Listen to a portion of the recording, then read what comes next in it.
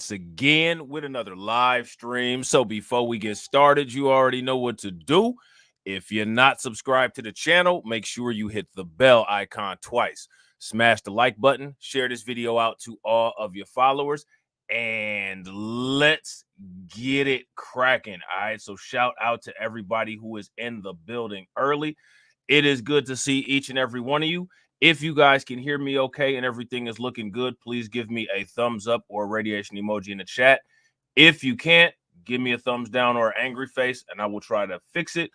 While you guys are doing that, I'm going to shout out to people that are in the building early. Shout out to my man, TD Hip Hop Media. What's good with it, bro? We got Cameron Jones in the building. Shout out to Black Spider. Shout out to Ron Tolbert. What's good with you, bro? And shout out to my man, Carlton Way in the building. Yeah, we got the DJ Michael Watts 5,000 slowed down version at the end. B.B.L. Diddy.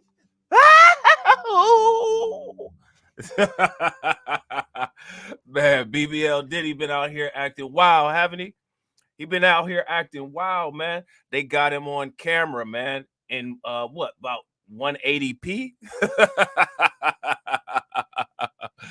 Man, it's still people out here making excuses for homeboy, man. Still people making excuses out for Dirty Diddy. You know what I'm saying? We're going to take a look at a couple articles. We're going to take a look at a couple reactions and see what they talking about. We got an article here from AP News. Video appears to show Sean Diddy Combs beating singer Cassie in hotel hallway in 2016. Now, here goes my question, right? There's rumor, and we're going to talk about this rumor. We talked about it yesterday, actually, in Just Talking with TD and Rob. At the time, I didn't have a confirmation. I just heard it from somebody in the chat. Not that I don't trust the chat, but I like to try to confirm things before I actually put them into publication on my channel. Despite the fact that many people on YouTube and social media literally care absolutely nothing about information integrity, I do, which is probably why you see low views, low engagement. You know what I'm saying? Because people just like to hear stuff that makes them feel good. You know what I'm saying? Shout out to Carlton. Carlton says some people are already saying the video is AI. Oh, man, there's people already out there saying the video is AI. I'm not surprised, bro. I'm not surprised. People will say anything, bro. They'll literally say anything, and you will see it. And those will be the people that, you know what I'm saying, they blow up ridiculously, bro. People's life be dependent on them being alive and living. You know what I'm saying? I'm not surprised by that at all. You know what I'm saying? We're going to talk about this alleged $50,000 purchase that he made to obtain the hotel security footage. But what I find interesting about this hotel security footage, my question is, in most cases, that's backed up to a cloud somewhere, right? And a lot of times they have people auditing what's on the cloud. So my question is, why is it that the security camera company that has the cloud backups, why didn't they see that and it trigger a notification? And how was he able to buy that from the hotel?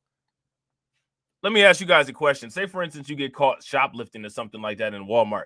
Are you able to buy the footage so that law enforcement or nobody like that can get it? And another interesting thing about it is, you know, first and foremost, right?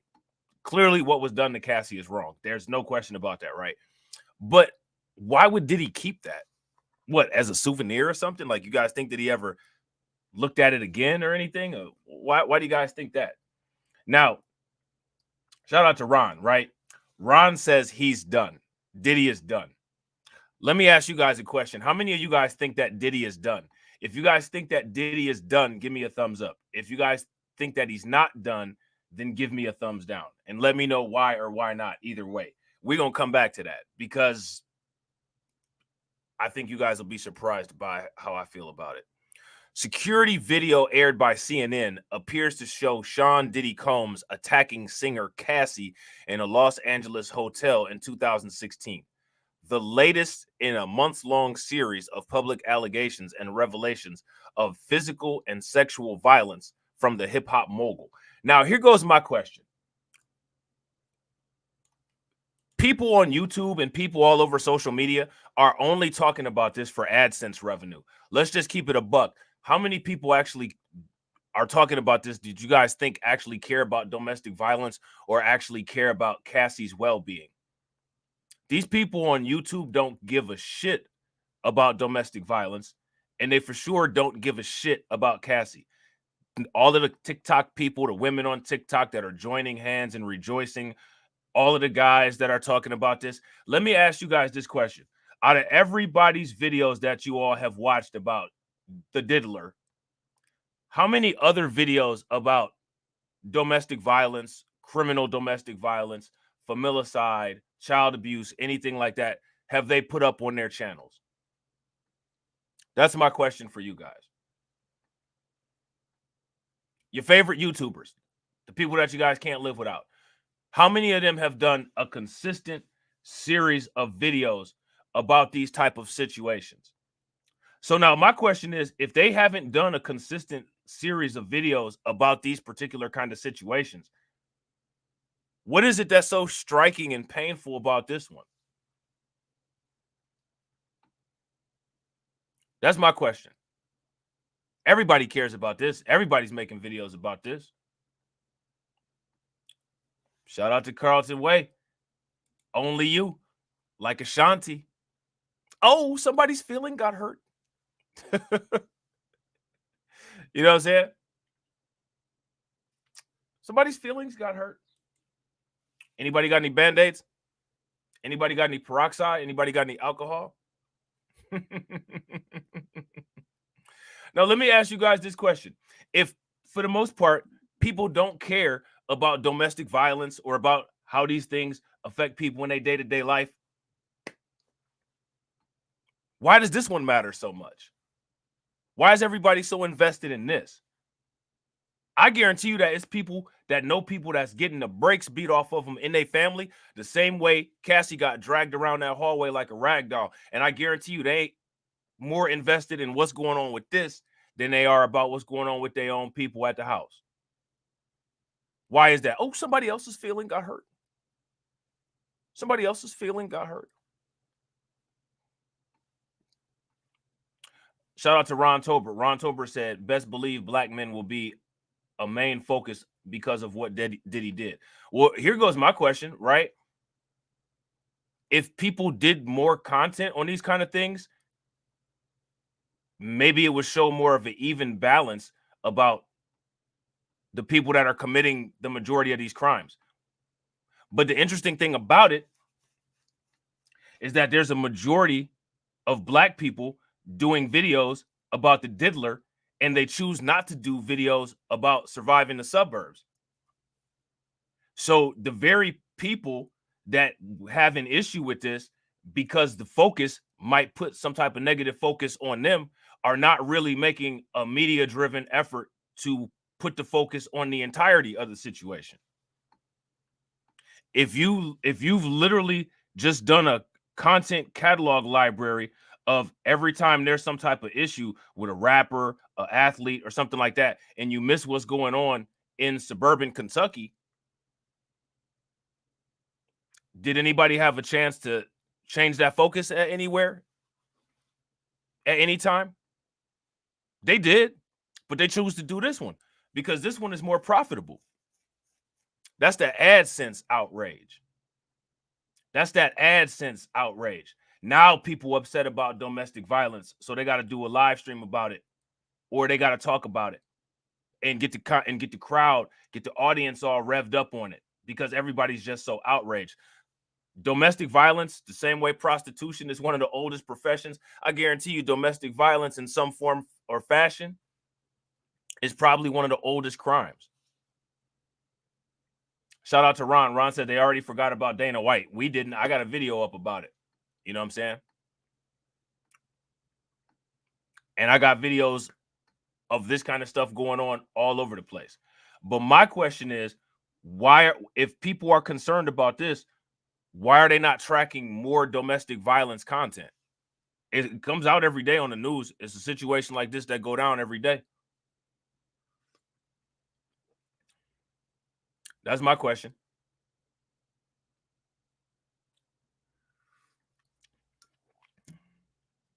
How come people don't care? Everybody care about this. Let me ask you guys a question. What did Cassie get? Like $30 million? Anybody that you guys know that's a victim of domestic violence that got their ass beat by somebody that they trust, did they get $30 million for it? Shout out to Black Free Thinker. What's good with it, bro?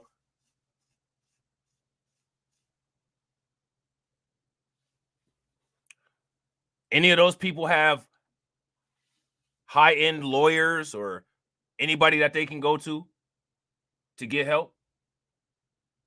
Shout out to Black Free Thinker. Yo, make sure y'all throw some like enforcers in the chat for my man, Black Free Thinker. Appreciate you, bro. But I'm curious, though. I think these are things that people should talk about. People should ask about. You know what I'm saying? But they won't. They'll just do the same thing that we about to do. Run up the AdSense revenue. And then turn around and ask why things don't change. You know what I'm saying? It's the same as the person that don't study for the test and ask why they keep failing. The age-old question. You know what I'm saying?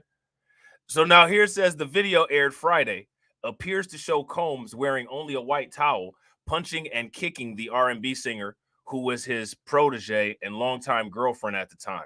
The footage shows Combs shoving and dragging Cassie and throwing a vase in her direction. All right. So again, my question is, how come the hotel and the company that owned this security system did not report this when it was picked up on the cloud memory?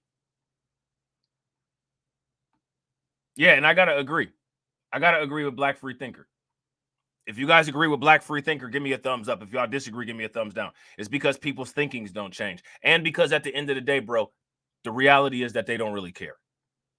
They don't really care. Listen to all the YouTubers that you hear talking about this. Oh, man, they so animated and outraged, but they're not animated and outraged at what happened in the neighborhood next to them. Why? Because that's not really going to grow their channel. If you talk about what goes on in the neighborhood right next to you, your channel go mess around and look like mine. Nobody wants that. Shout out to NY State of Mind. What's good with you, bro? Nobody wants that. So what do? We feed the beast. We feed the algorithm. Then we got to act fake outraged when something like this happens. Now, don't get it twisted, right? When I'm saying fake outraged, shout out to Farouk. What's good with it, bro? I'm not saying that this is not something to be outraged about. Clearly, P. Diddy's behavior is ridiculous. We've been saying this for a long time. You know what I'm saying? But it helps to distribute the focus if you keep a consistent eye on this kind of thing and you show who's actually doing it. Yeah, I got to, man, you ain't never lied, bro. And I got to agree, Ron, facts. My channel is based in reality. Facts. Very, very big facts. You know what I'm saying? Shout out to Black Free Thinker. Black Free Thinker says, that's why I call it outrage porn. Both provide a dopamine hit. Bro, you ain't never lied. You ain't never lied, bro. Facts. Super facts. And that's what we're seeing with this. You know what I'm saying? Another thing about this is that this kind of content helps to fuel the gender war. This kind of content will help to fuel stupid questions like, who do you feel more safe with in the woods, a man or a bear? You know what I'm saying? And instead of actually using these type of videos as a teachable moment, or using these type of videos or using this type of content to bring awareness to a situation that has been going on for a long time. Ad-driven content, man. Shout out to Torian. What's good with it, bro? I think I responded. What's good with it, Hobb? What's going on? Yeah, and again, Puffy ain't the only one. Like I said, it's somebody getting beat right now in a neighborhood near you. You know what I'm saying? But you know, this is where people choose to put their focus on because this pays the most.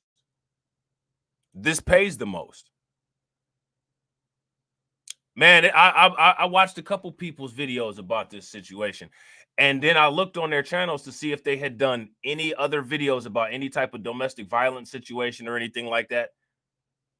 Nope. Nope. And I'm like, wow, I would have never known you cared. You know what I'm saying? I would have, judging by your content library, I would have never detected that you gave a shit about domestic violence. You know what I'm saying?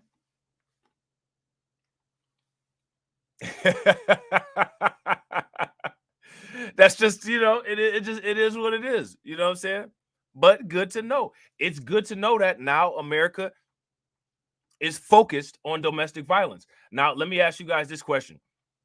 Do you guys think that with all these YouTube videos, all these people talking about this, the P. Diddy Cassie situation, bringing aware to things, do you guys think that the amount of domestic violence will go down and the amount of domestic violence awareness for resources to help people with domestic violence will increase, or people will be able to see the signs of people that are experiencing domestic violence and be able to help them navigate through a situation because of all of the wonderful content by all of these loving, caring YouTubers out here who are so willing to bring consciousness and awareness to their subscriber base? Shout out to my man John Guillory. What's good with it? Only time will tell. Only time will tell. The security video dated March 5th of 2016 closely resembles the description of an incident at an Intercontinental Hotel in the Century City area of Los Angeles, described in a November lawsuit filed by Cassie, whose legal name is Cassandra Ventura, that alleged years of sexual abuse and other violence from Combs. All right. The lawsuit alleges that Combs paid the hotel $50,000 for the security video. CNN did not say how it obtained the video, but it noted it verified the location it was shot by comparing the footage to publicly available images of Intercontinental Hotel. All right, so now here's my question. How do you all think that CNN came across this video? Where did this video come from? Do you guys think that this video was ascertained in the raid that the FBI did on Diddy's home? How did they get this footage? And where did they get it from? Now, let's just assume that they did. Shout out to Patrick. What's good with it? Let's just assume that they did get the footage from the feds. What's the likelihood that this is the only thing that's there?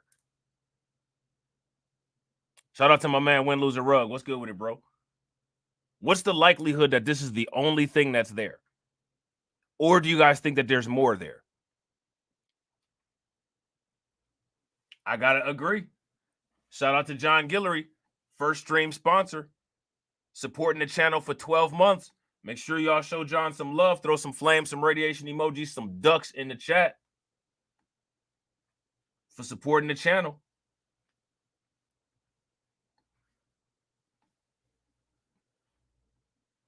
Shout out to Patrick.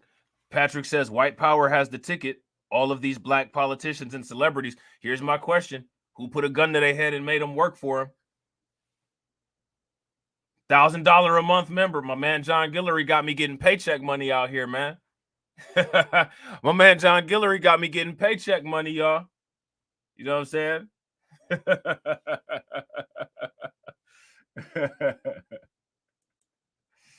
Now, here goes my thing, right? Let's just talk about this, right? White power has the ticket to all of these black politicians and celebrity. Here goes my question.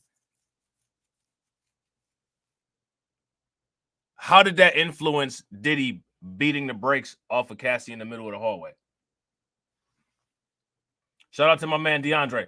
Make sure y'all show DeAndre some love. Throw some like enforcers in the chat for DeAndre and make sure y'all do what he say. Y'all see I already lost subscribers. You know what I'm saying?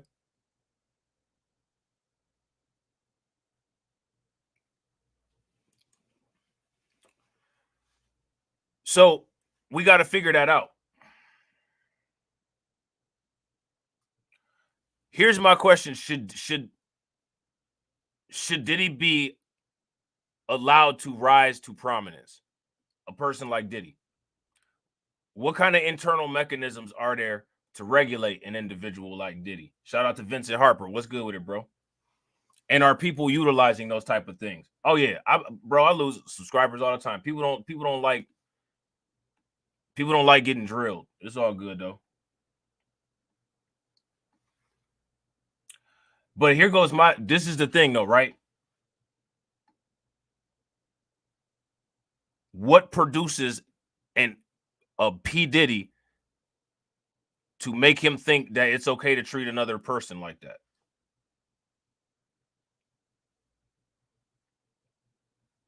Yeah. Mm-hmm. What creates them? And then they're around other people. So where's the internal mechanism check with that?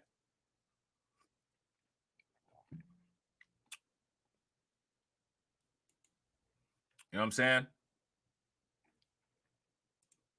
That's why people unsubscribe from my channel, because we ask questions like that. You know what I'm saying? Now, you know, as much as people quote Neely Fuller Jr., I could have sworn Neely Fuller Jr. was the dude that said ask questions. You know what I'm saying? Shout out to Caldona. What's good with it, Cal? So now here says Cassie's lawsuit was settled the day after it was filed, but spurred intense scrutiny of Combs, with several more lawsuits filed in the following months, along with a federal criminal sex trafficking investigation that led authorities to raid Combs' mansion in Los Angeles or Miami. Representatives for Combs did not immediately comment on the video, but he has previously denied the allegations in the lawsuits, and his lawyers have said he denies any wrongdoing and will fight to prove his innocence. Now, let me ask you guys this. Is P. Diddy able to deny any wrongdoing now? Shout out to Carla. What's good with it? Is he allowed to deny any wrongdoing now?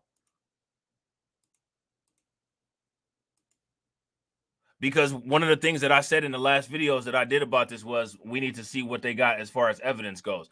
Now, this is not evidence of a particular human trafficking incident, but this is definitely evidence of abuse and an attack, a violent one, which if this was caught by the police or if this was caught by some type of authority, there would probably be charges pressed if this wasn't from back in 2016 and he hadn't bought the tape, right?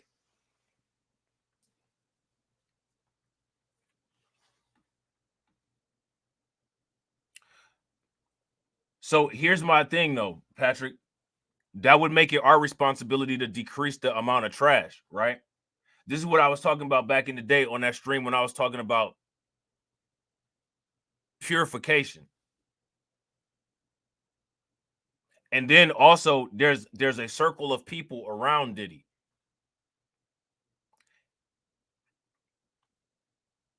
When is the last time anybody tried to exert any type of control over these type of individuals to make sure that their behavior remained in check or not?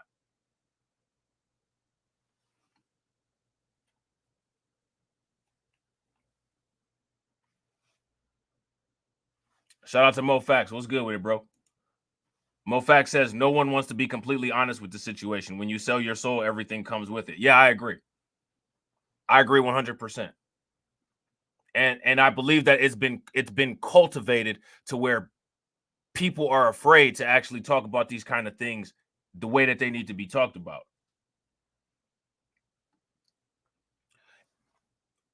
Well, here goes my thing, right? As far as him buying the tape only provides us content. He beat a woman. And you know what I'm saying? If we didn't see the tape, it would just be allegations. So how does it get cultivated in somebody where it's okay for a woman to get the brakes beat off of her like that?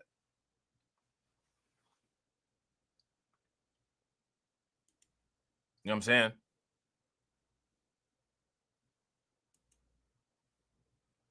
Like, if he hadn't beat a woman in the middle of the hallway, there wouldn't be any tape. Right?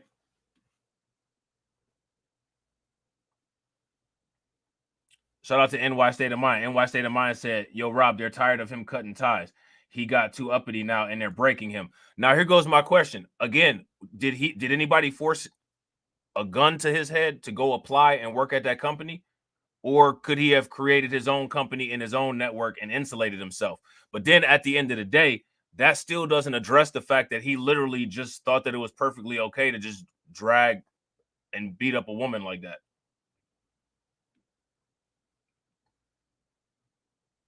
Like, that's a huge issue. You know what I'm saying? Man, he came running with the fuzzy ankle socks, bro, with the Dr. Seuss's on.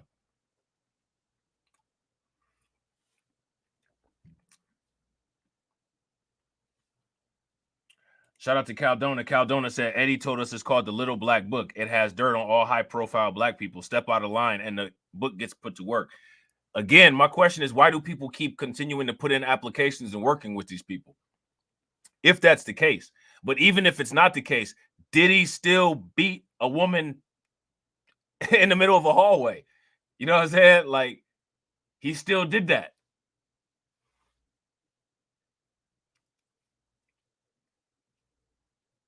It don't, like, whatever type of mechanisms, there's always going to be some type of camera.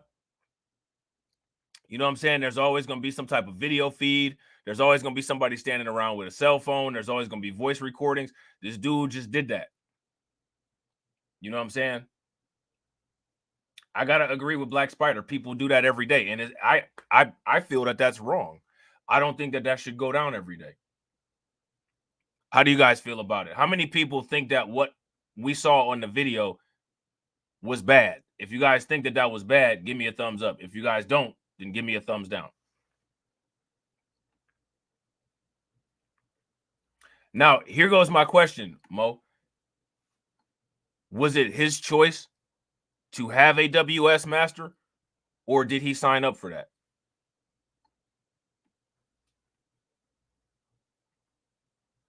So let me ask you guys a question. Say, for instance, I got a pit bull, right? And I decide to stick my arm in his mouth. Should I go around complaining about the pressure and the bite strength that a pit bull can do and how it can damage human flesh? Should I be complaining about that as an ongoing problem?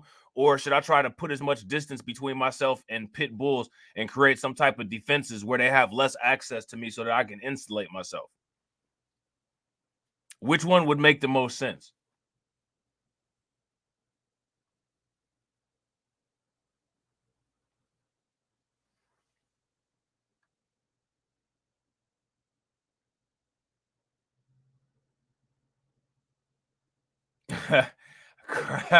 Carlton, you crazy as hell. Carlton said Cassie is Carlton said Cassie is AAPI, so they may hit Diddy with a hate crime. Hey, that's facts. Hey, they could hit him with a hate crime because she a woman. She got a lot of intersectionality going on. You know what I'm saying? Democrat stuff. You know what I'm saying? Stuff that got Brandon Johnson in Chicago off code. You know what I'm saying? You know what I'm saying? She got a lot of intersectionality going on. Right. So now here goes my question. If this is the case, why is he out running around like that's normal? No. You good, Mofax. I agree.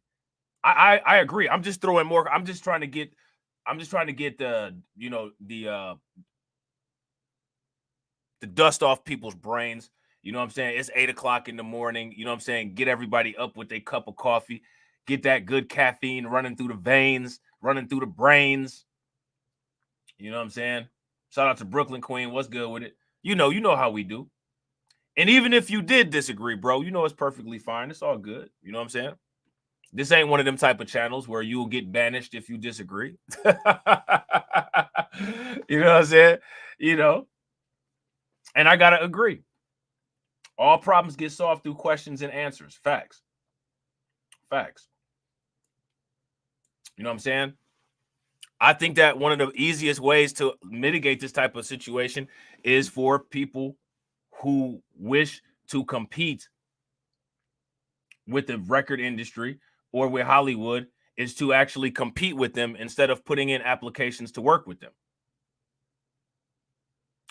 That's one of the reasons why, you know, I kind of disagree with a lot of the ideologies that are pervasive on YouTube, because on both ends of the spectrum, if you ask me,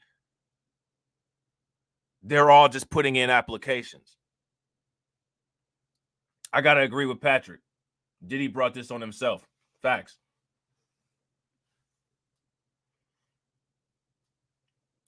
Facts. Shout out to Old School 23. What's good with it? To me, that would not be a bad assumption, Calvin. I actually think that there's a high possibility that there might be more. But the thing is that if they're using a RICO probe to prove sex trafficking, they're going to have to get specific elements that show that there was some type of sex trafficking, which there may be, right? There may be.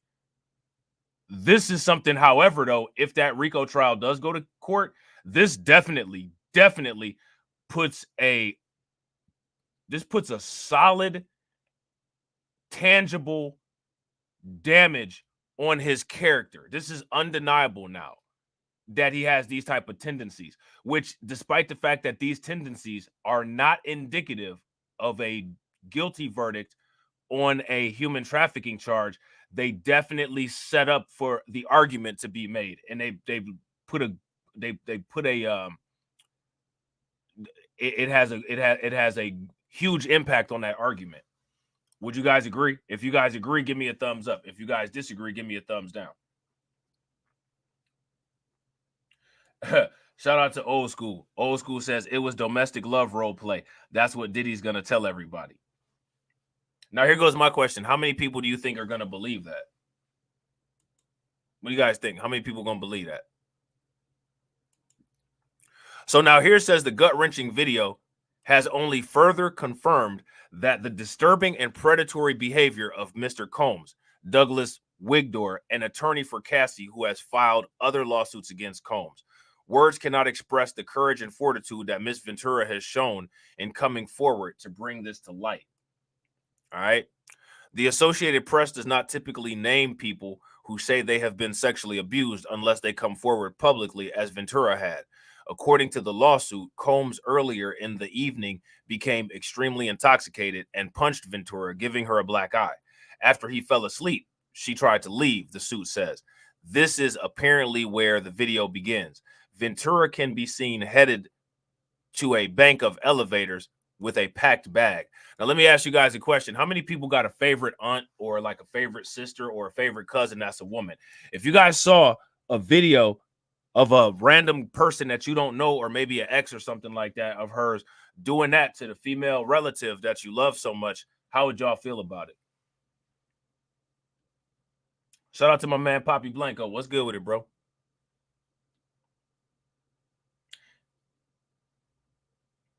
Well, and then here's the thing, though, bro. That's what the legal system does. We got, you know what I'm saying? That's what the legal system does.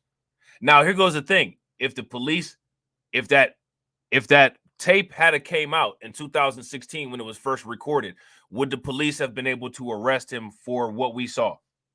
And that's not just for Patrick. That's a question for everybody. Shout out to Maya. What's good with it, Maya? Patrick says if they had something solid, they would have arrested him. Now, remember, they're probing him for a human trafficking charge. What's on that videotape, if I'm not mistaken, that's what Cassie already settled for. Now, shout out to Poppy Blanco. Poppy Blanco has referenced the question that that Ron Tolbert brought up earlier, right? Ron Tolbert said Diddy is done. So we got two people with Diddy is done. You know what I'm saying? How many of y'all think that Diddy is done? If y'all think that Diddy is done, give me a thumbs up in the chat. If y'all don't think that Diddy is done, give me a thumbs down. And shout out to everybody that's in here. I appreciate y'all coming out. Shout out to my man, K. Kent. What's good with it, bro? If y'all haven't smashed that like button yet, please take a moment, smash that like button. Also, if you guys haven't hit the bell, please hit the bell and share the stream out. Now, here's the thing, right? Patrick, you see what you just typed? Diddy been done. But if Diddy been done, then we connect that to your first sentence. They would have arrested him. You know what I'm saying? Shout out to Leonard. What's good with it, bro? Right. No, you're right. You're absolutely right, Poppy Blanco. I don't disagree with that. And see, shout out to Torian right there. That I was actually about to get to that. Torian said if they can damn near destroy Jonathan Majors for defending himself against a white woman, they're gonna easily get Diddy for this one right here. But here goes my thing, right? I'm looking at it kind of like the opposite way. Like if they got Jonathan Majors for what he did, just that easy with, you know what I'm saying, like no evidence, they could have been railed Diddy if they wanted to. But for some reason, some force, you know what I'm saying, is keeping him outside of the jail. You know what I'm saying? Shout out to TD Media. TD Media says Los Angeles can't do anything now because it's past the statute of limitations. I think that's the case. So shout out to you for that information, bro. But I also think that was I also think that was part of the settlement. And so I don't think that Cassie herself would be able to bring criminal charges with that. And then because of what you're saying, as far as it's outside of the statute of limitations, the state can't bring anything either.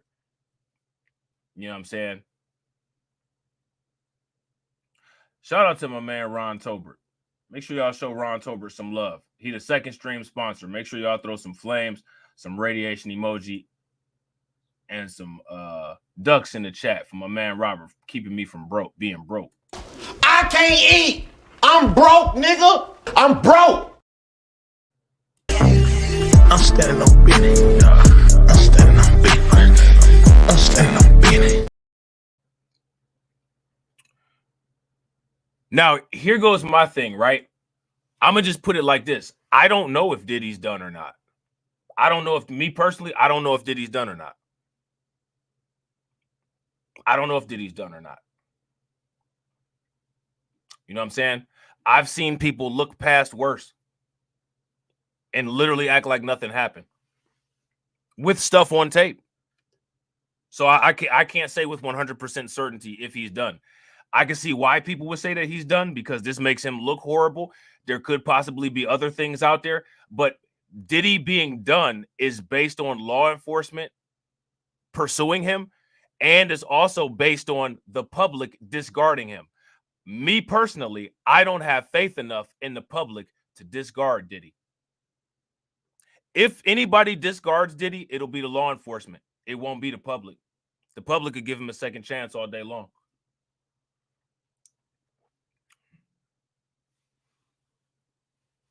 You know what I'm saying? That's just the reality. How many times have we seen the public give people a pass that's done stuff like this? Unless law enforcement takes him to the top, I don't think that he's done.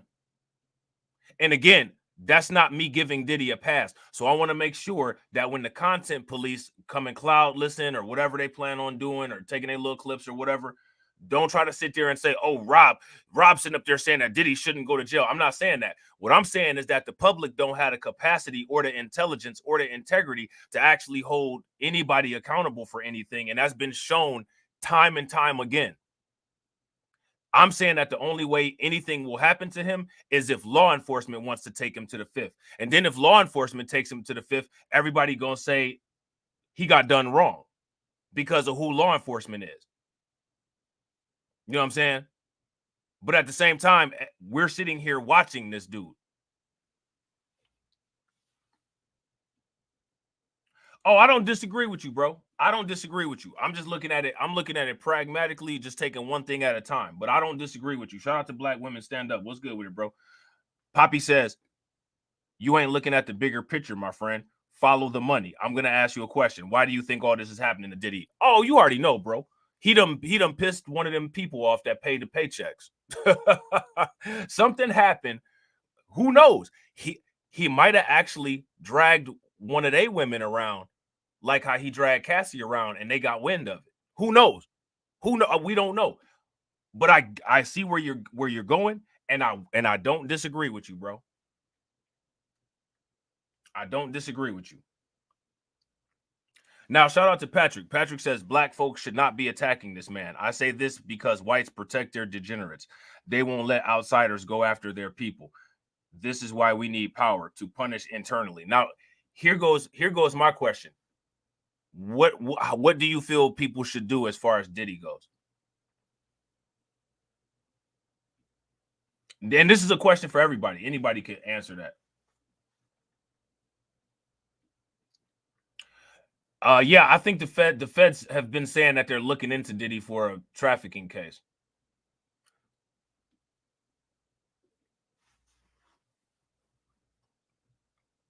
So here goes my question.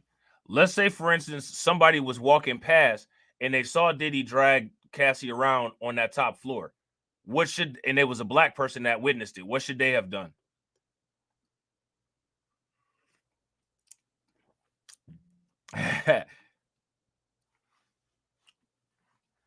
And now also let me ask you guys a question.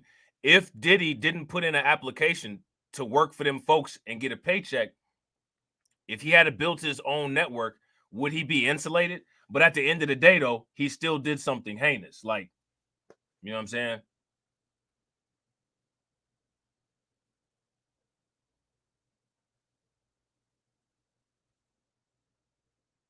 So what do y'all think? What should people do as far as Diddy goes?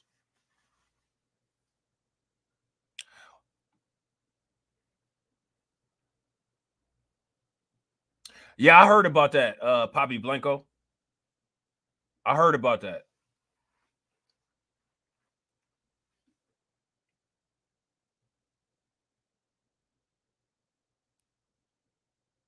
How should people deal with Diddy?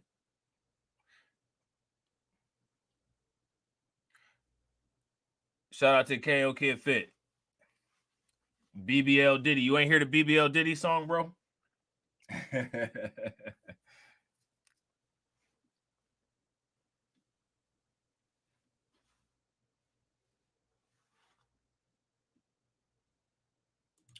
Shout out to Patrick. Patrick says, well, that's two different scenarios with a random person walking by.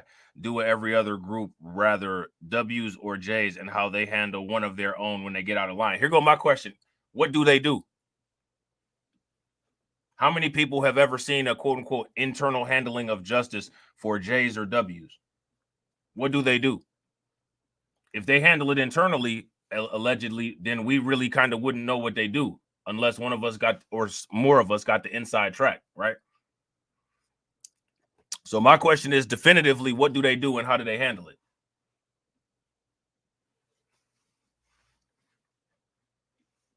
And again, though, my thing is,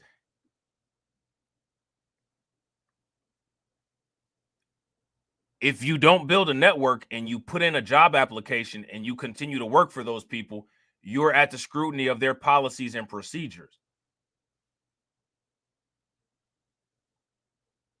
Right? So should there have been scrutiny on Puffy or P. Diddy before for not building his own network to where he wouldn't have to be dependent on that?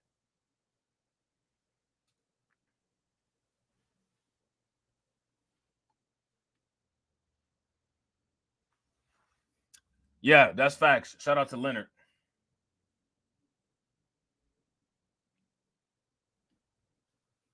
So there should have been some type of the same amount of pressure that Umar Johnson puts on people to make sure that they date within the same race.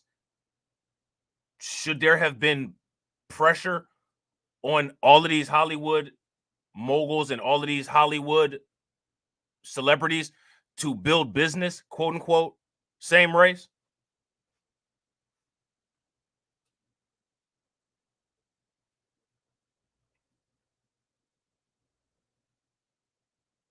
That's my question for you guys.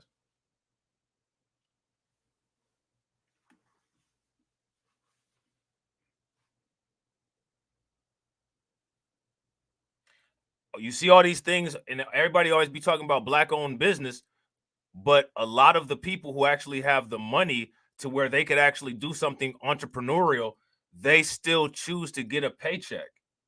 And where's the public pressure on them to not do that, to not move like that?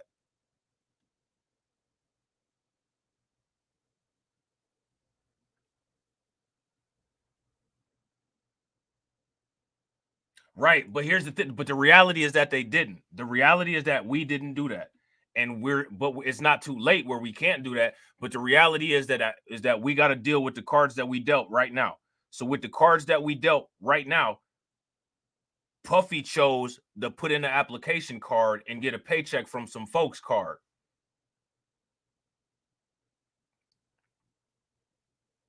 Right? So now what?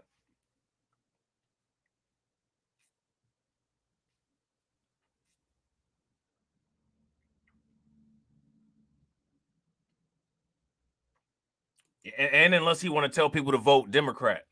Shout out to TD Media Group. He's been exposing Puffy for the vote blue no matter who nonsense forever, which is something else that everybody that's outraged about P. Diddy don't really talk about too often. That's another thing that I looked for. All of the other videos that I looked at where people were talking about Diddy, I looked to see if they had any other domestic violence content on their channels, which they didn't.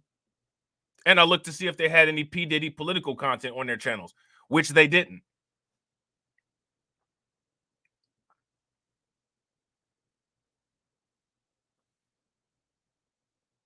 And I agree with Black Spider. Shout out to Black Spider. Black Spider says they saw that tape when it was happening, and I'm sure security was nearby. Whoever saw that recording should have did their job. Yeah, I agree.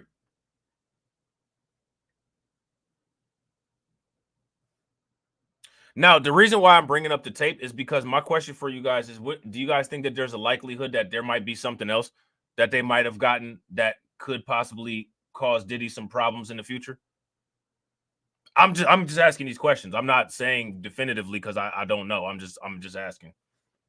You know what I'm saying?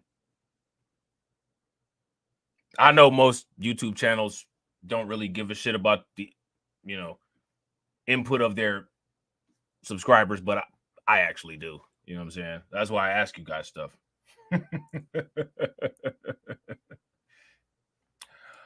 NY State of Mind might be on to something. You guys agree with NY State of Mind? NY State of Mind says, I guess it's easier to get a paycheck from them rather than to build or network with his people. That could be. That's a black pill.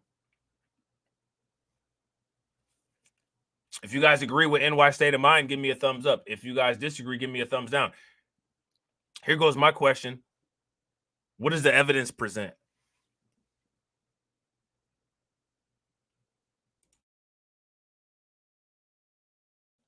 What does the evidence present as far as it goes to that regard?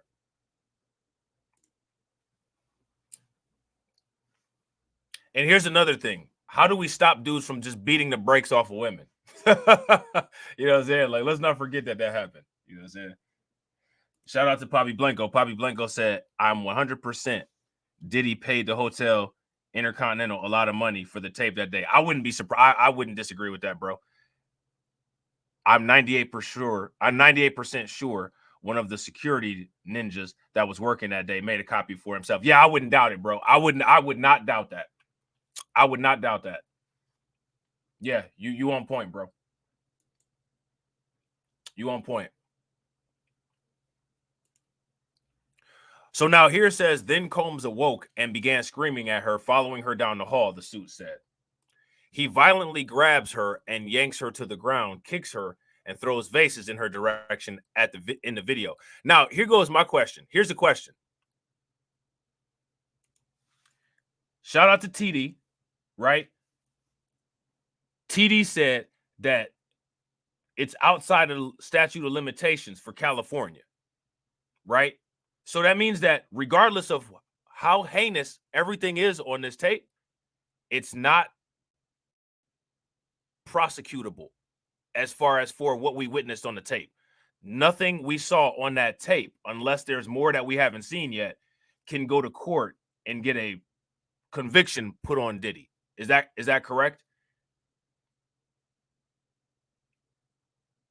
If that's correct, give me a thumbs up.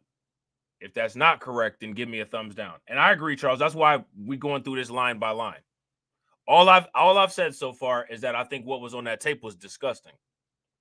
However, I think it's outside the statute of limitations, and I don't think that that's prosecutable. But the reason why I'm bringing that up is because my next question for you guys is, well, why is CNN playing it? How did CNN get it? And if they're playing it, it can't contribute to anything that's going on, allegedly, yet they're playing it. So now my question is, what's the purpose of CNN releasing it?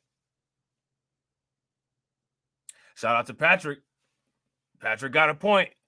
Patrick said, please, it's prosecutable. They will change laws like they did with Cosby.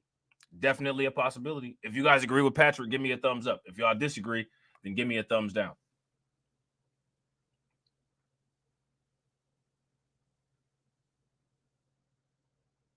Damn, shout out to Old School. Old School said Cassie wanted to drop a new album, and Diddy was like, no, your voice is only good for mouth service, not being a star service. Damn, that's rough.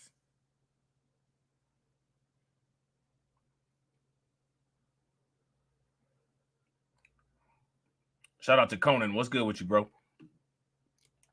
So now here says the lawsuit says she managed to get away, but later returned out of fear that she would face greater abuse if she didn't.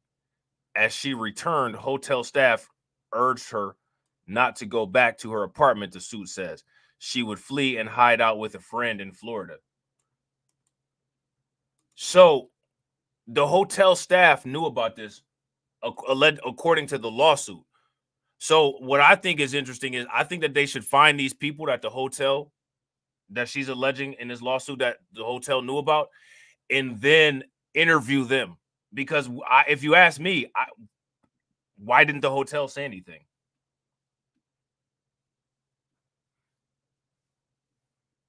You know what I'm saying? The lawsuit alleges Combs paid the hotel $50,000 for the security video. Now, here's another question: is this legal to do? I mean, I don't know if it is or not. I'm just asking. You know what I'm saying? I guess the saying goes, if you got the money, you could pay for anything, right? If you got the money, you can pay for anything. Now look at this. It is unlikely Combs could be criminally charged in the attack. The statutes of limitation for assault or battery in California run from 1 to 3 years, depending on whether they're charged as misdemeanors or felonies. So only 1 to 3 years. So he won't be facing any criminal charges for what we saw on the tape. So now here's the question, right? Why would CNN rush to put that out?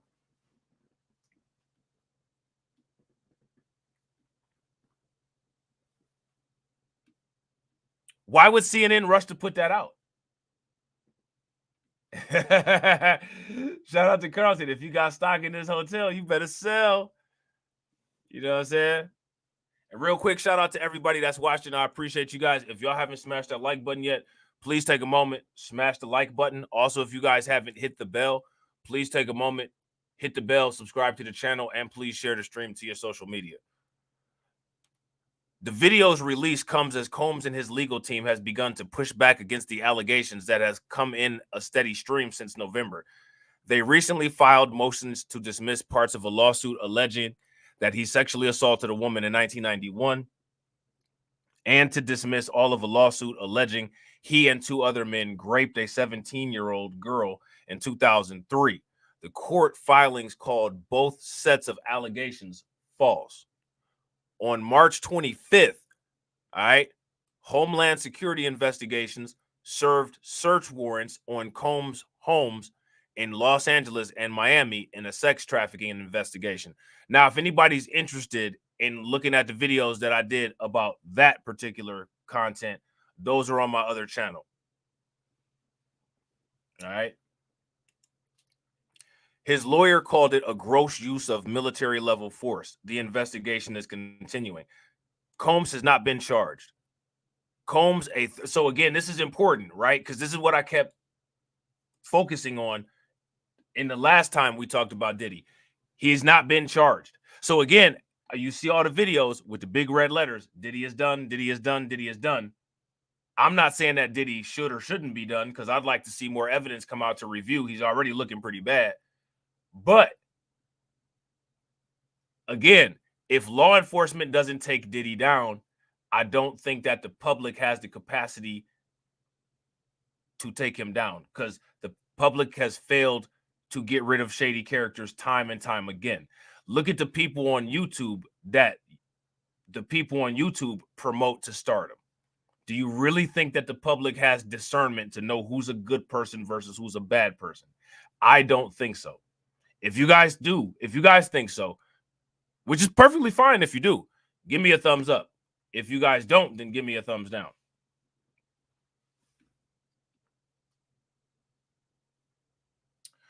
Shout out to Poppy Blanco. Poppy Blanco says, simple. CNN put it out because the $81 billion Diageo conglomerate, is that the company that's associated with that liquor, is trying to destroy Diddy because Diddy put a case on him.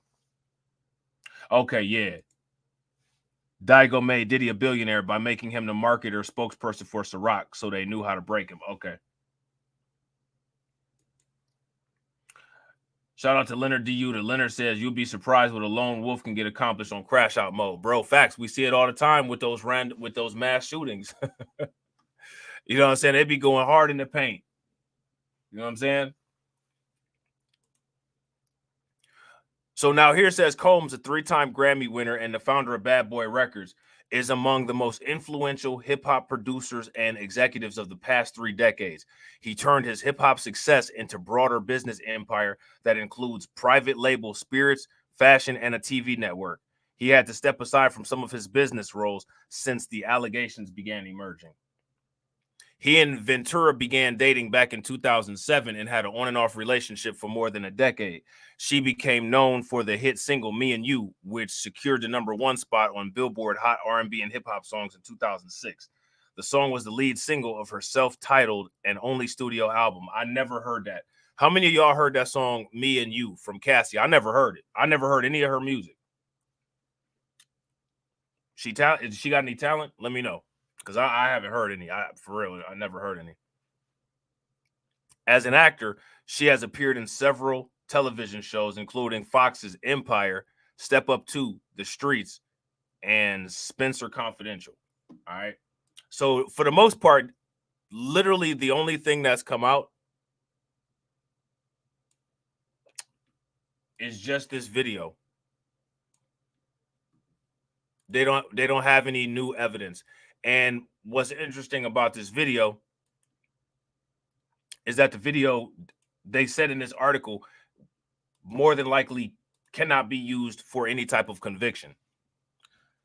So do you all think that this article, this release of this footage is being used by the public to further damage Diddy's character in the public eye?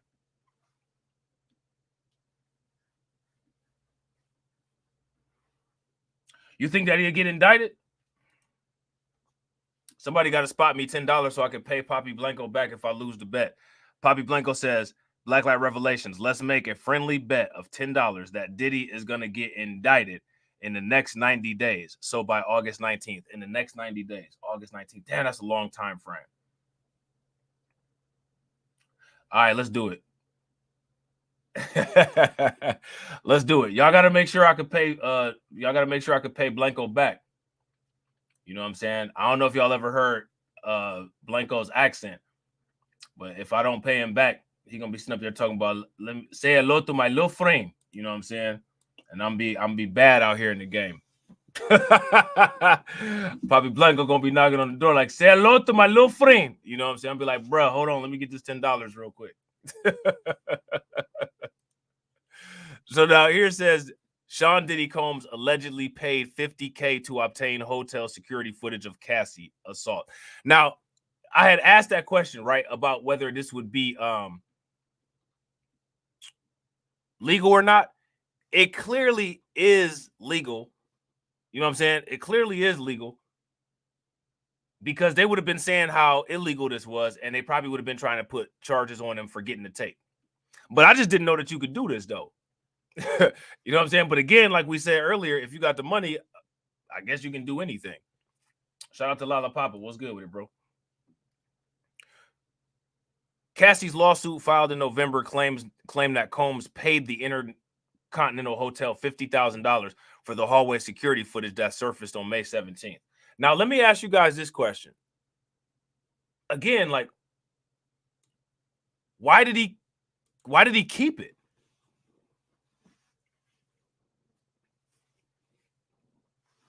Why did he keep it around? Or why didn't he keep it safe? I don't know. That is, yeah, and the 50,000 do seem kind of low. Yeah, no, that's facts. If you guys agree with Poppy Blanco, give me a thumbs up. If y'all disagree, give me a thumbs down. Shout out to Maya for having my back. Shout out to Maya for having my back. Poppy Blanco says, Blacklight Revelations. If you look at how these rich W people take ninjas down by destroying their image, so when you walk in these courts, you are done. Yeah, facts. Character assassination is the absolute thing, right? But I also don't think that Diddy is doing a good job of preserving his own character. You know what I'm saying? He's helping them, which is not really, you know what I'm saying, the brightest thing to do. Make sure y'all show Maya some love, throw some flames, some radiation emoji, and some ducks in the chat for Maya standing on business. I'm standing on business. I'm standing on business. I'm standing on business.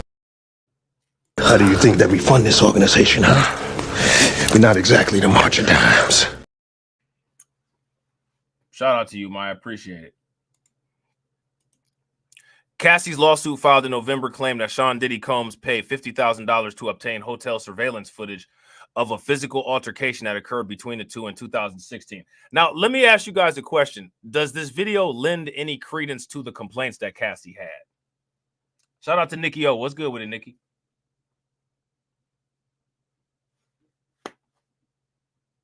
That's a question. Let me know what you guys think. You know what I'm saying? Shout out to DeAndre. Make sure y'all throw some like enforcers in the chat from my man DeAndre, enforcing those likes. I had a whole Motown AI song made up about the likes, and I forgot how it went. I might, next time I think of something like that, I'm gonna have to write it down. Oh man. Hey, how many of y'all heard that song? Where is AB Promotions in the chat? Shout out to AB Promotions. How many of y'all heard that song, Metro Get Them Drums? I don't even know if I'm allowed to do that with the copyright or not. Did y'all hear that song, Metro Get the Drums? If y'all heard that song, Metro Get the Drums, give me a thumbs up. If y'all didn't hear that song, Metro Get if y'all didn't hear that song, Metro Get the Drums, give me a thumbs down. Y'all heard it before? Y'all ain't heard it? Shout out to Black Free Thinker. Make sure y'all show Black Free Thinker some love. Throw some flames, some radiation emoji, and some ducks in the chat from a man, Black Free Thinker. Cash rules everything around me. Green, get the money. Dollar bill, yo.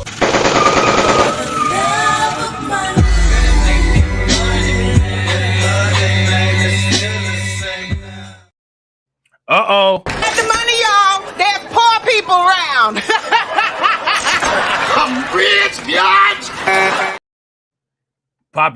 Poppy heard it. You heard B.B.L. Drizzy? Yeah. I did a little remix of B.B.L. Drizzy for the beginning of this. Listen to this real quick. Y'all. Y'all about to die laughing. Hold on real quick.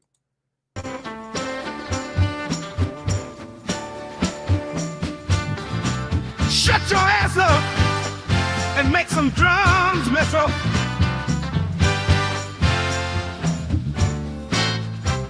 Where are my drums, Metro?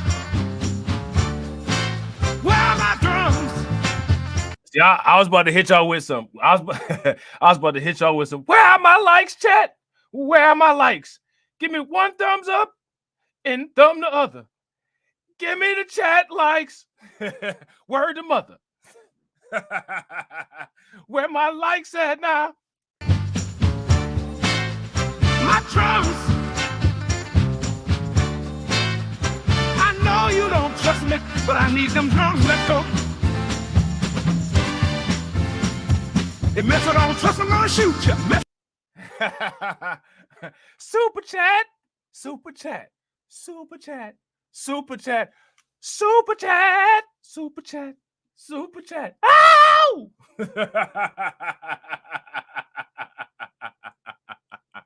I'm an old Mac from way back.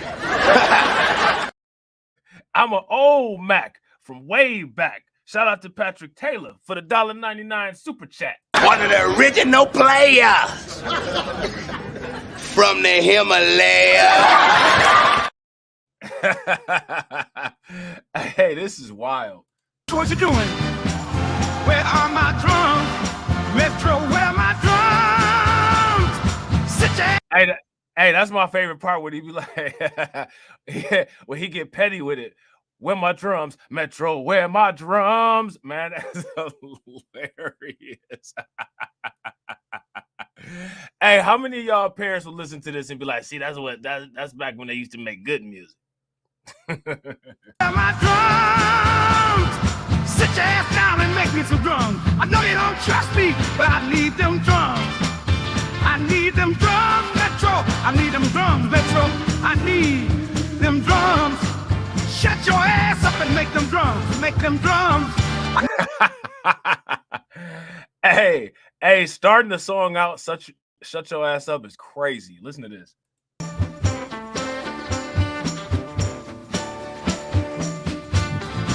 Shut your ass up and make some drums, Metro. Hey, that's how you know it's about to be fire. That's how you know it's about to be fire.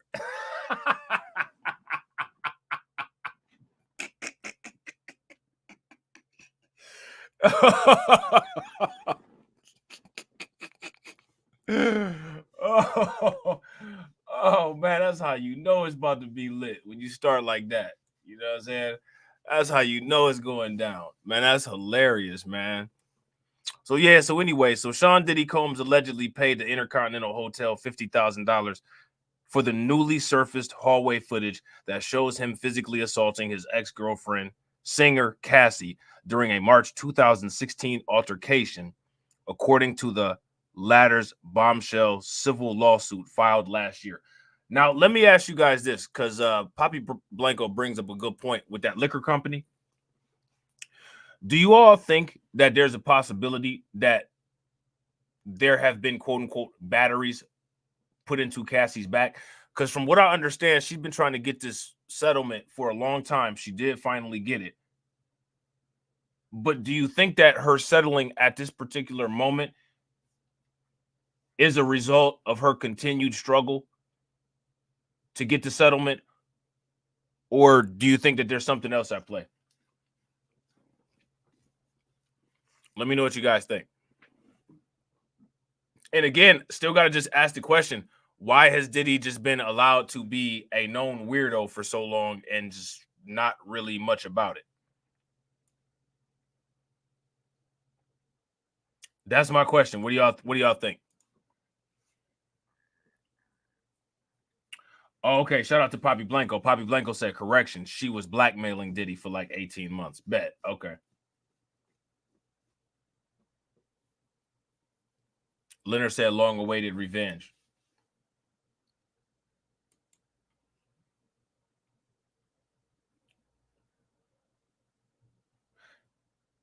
Shout out to Patrick Taylor. Patrick Taylor said, I think the white dudes she's with put them batteries in her back. They needed some money. I didn't know what's up with the white dudes that she with. I didn't know she was involved with no white dudes. So now here says the graphic surveillance video released by CNN on May 17th shows Cassie Ventura, now 37, exiting a hotel room and walking towards an elevator. So all they did for the most part looks like they just changed the headline. Same information. All right. So we ain't going to waste too much time on that.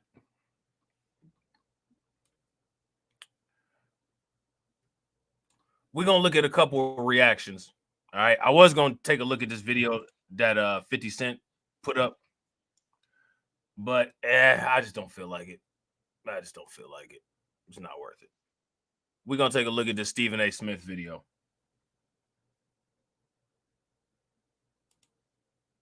Carlton said her white husband said enough is enough. Let's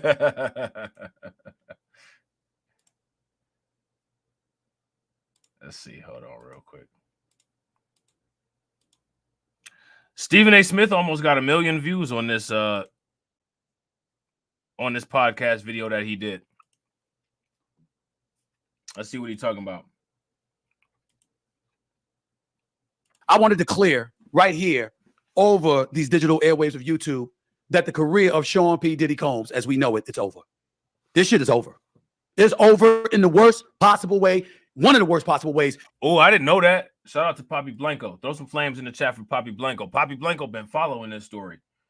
Poppy Blanco said Cassie's husband is a trainer that Diddy hired for her.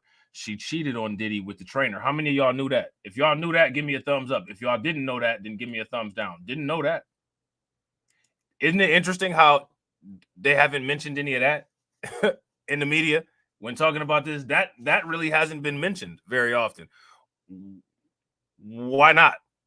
I think that would be important to discuss at the very least. And shout out to everybody watching. We got 43 people watching and we got 45 likes. Let's try to get the likes to 80. You can imagine. These are the latest developments, okay? Exclusive surveillance video obtained by CNN appears to show the music mogul assaulting his then-girlfriend Cassie Ventura at a hotel in 2016. In the video, Combs can be seen striking and kicking Ventura as she tried to leave. I have the video right in front of me. We can't show it to you. We can't show it to you. But I'm watching this with the sound off as we speak. She's walking down the hallway in a hoodie, y'all, clearly trying to sneak out of the hotel room. We see him come sprinting down the hallway in just a towel. That's it. He goes up to her. He snatches her by the neck, yanks her to the ground. She lays there still. Okay? I'm looking at the video. I'm looking at the video while I'm talking to you. He snatches her by the neck, unless this is some lookalike, unless it's some clone, unless this is somebody that's like from Mission Impossible, like Tom Cruise wearing somebody else's face, looking exactly like them when it ain't them at all. Shout out to Torian. Torian said, how come CNN didn't get that footage from Chad Wheeler when he did what he did? Facts. We know why. Anybody want to answer Torian's question? Torian said, how come CNN didn't get that footage from Chad Wheeler when he did what he did? Shout out to Torian. Torian said, why is he so dramatic? Bro, if your hair was coming off of your head like his was, you would be dramatic like that too. Mode or Culture says Kim Porter's friend, White Ned, spoke on the Diddy video. She said, this is nothing. Diddy is really much worse. She said, I remember the time he tried to force Kim to what? To lick. Well, y'all see what Mode or Culture said, right? Now,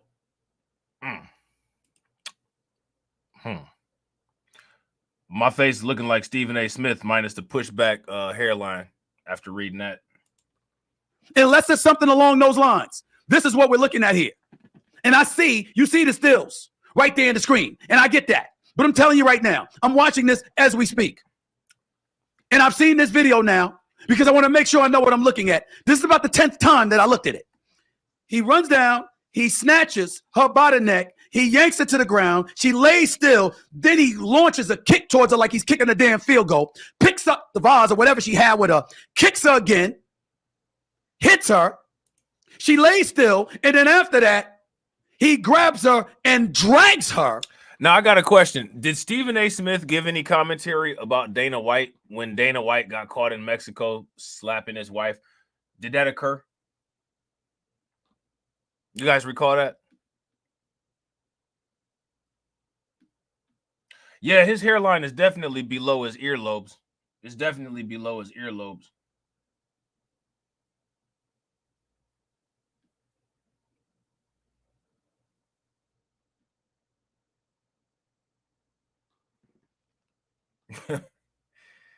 I mean, how much Adderall do y'all think that Stephen A. took before doing this video? A lot or a little? 30 milligrams or 60? Let me know. Down the hallway.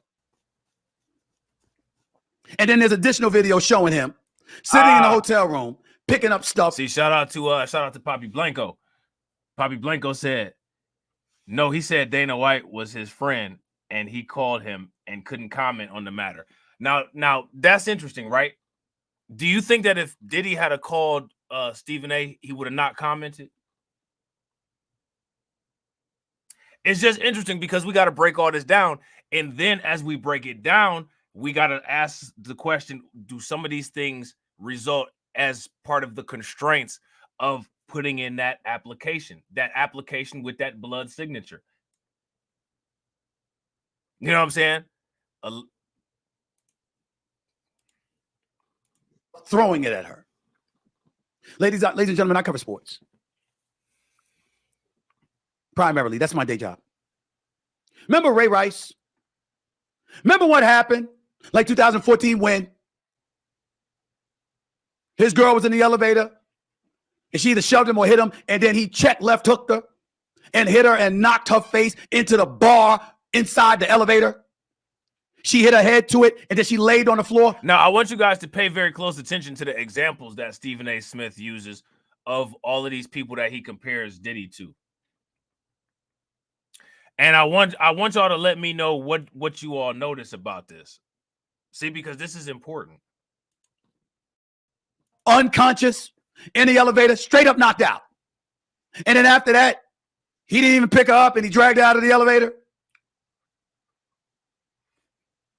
This video, allegedly, supposedly, presumably, seemingly, whatever. Hey, Leonard, you said he got some Paul. He sipped on some Paul Messins. He sipped a little bit of Paul Messins before they decided to do this stream. Oh man, listen, how many of y'all ever had you didn't have enough money for some Hennessy, so you messed around and bought some Paul Messins, peach flavor? You know what I'm saying? Got to keep it classy and get the peach. Words appropriate with P. Diddy, Sean P. Diddy Combs. This is worse. We saw those videos. We saw the video from Atlantic City with Ray Rice years ago. We saw that many times over. We saw the collateral impact it had on the NFL, the world of sports, and beyond. We also saw, shout out to Torian, we saw the Chad Wheeler pictures of what he did to his girlfriend, and we saw the videos of Dana White down in Mexico. Oh, you all good, motor culture, no worries. I just find it interesting that Stephen A. Smith is doing this commentary, and it seems like he's only drawing from a particular set of examples. Now, do you think that his pea brain came up with that, or do you think that those might have been instructions that were given to him? Because it heightened a level of sensitivity towards domestic violence and showed that level of awareness to such a degree that it level of sensitivity to domestic violence. Now, again, there's other domestic violence that has taken place, and this goes back to what I said in the beginning of the video. How many people talking about this have talked about domestic violence? What about that nasty stuff that Vince McMahon was alleged of doing with that one chick from the WWF? You guys remember that? There was those allegations against Vince McMahon, and just I guess using that one chick like a human rag doll. He didn't mention Vince McMahon.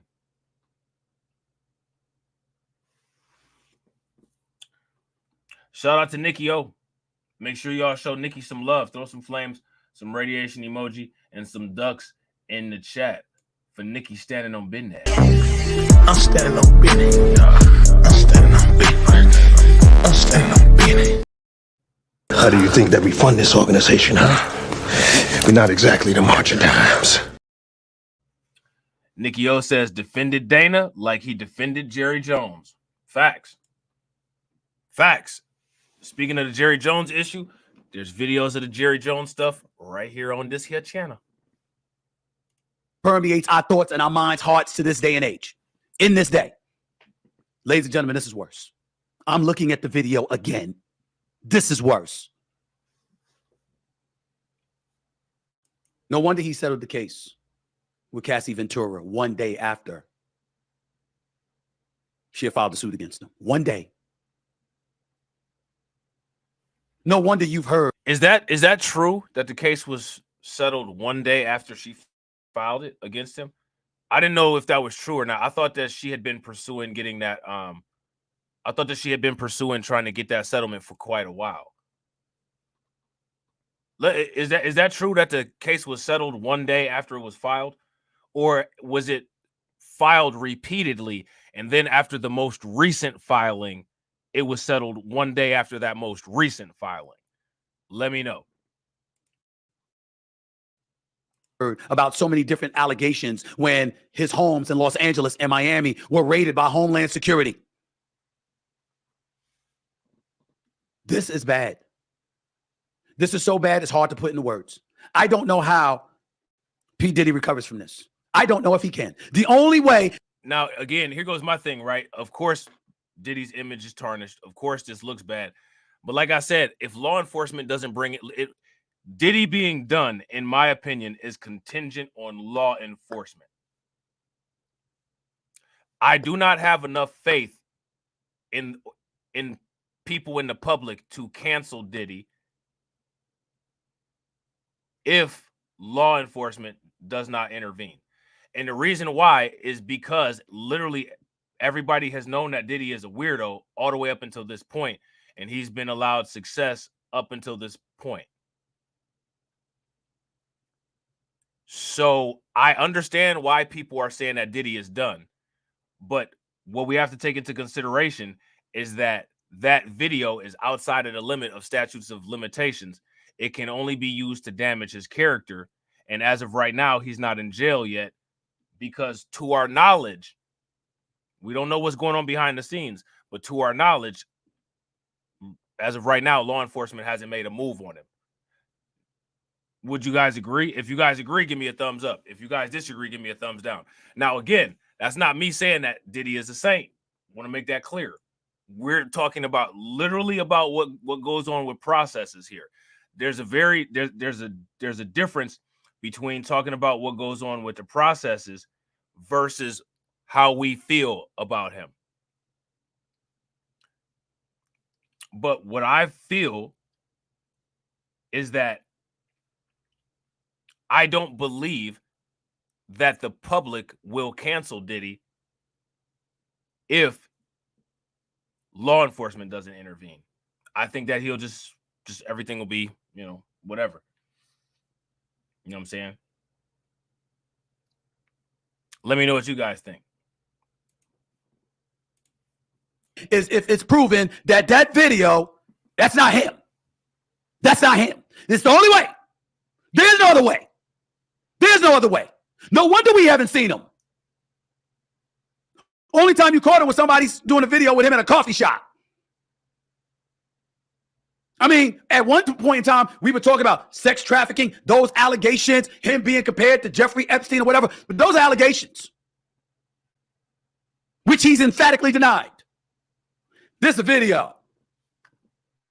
It's not even a picture. Okay, now that's a video, Stephen A., but that's not a video of him sex trafficking. That's a video of what the lawsuit, which the lawsuit, as bad as it might have been, was not a criminal case that had a prosecutor. It was a civil lawsuit, and there's not jail time that gets assigned with a settlement from a civil lawsuit. The video is outside of the statute of limitations. So unless that video is used for something else, what went on in that video won't get any type of conviction. So now my thing is with what Stephen A. Smith is saying, just to make sure that everything stays straight, because I think that a lot of the facts in a lot of these type of situations and cases, I think that a lot of this stuff gets confused because the people who are talking about this stuff don't articulate it properly to their audience. Would you guys agree? If you guys agree, give me a thumbs up. If y'all disagree, give me a thumbs down. Shout out to Lala Papa. Lala Papa says the video has zero correlation with the civil lawsuit case. Again, Diddy didn't pay the settlement as it was the insurance and Bad Boy Records. Now, the reason why I'm saying the video had correlation with the civil lawsuit is because a lot of the allegations from the civil lawsuit matched what went on that tape. So I'm making the assumption that what she was discussing in that civil lawsuit probably more than likely was that event that took place on that tape. Now, as far as Diddy not paying the settlement, that would probably be because what the lawsuit was against the insurance policy and Bad Boy Records.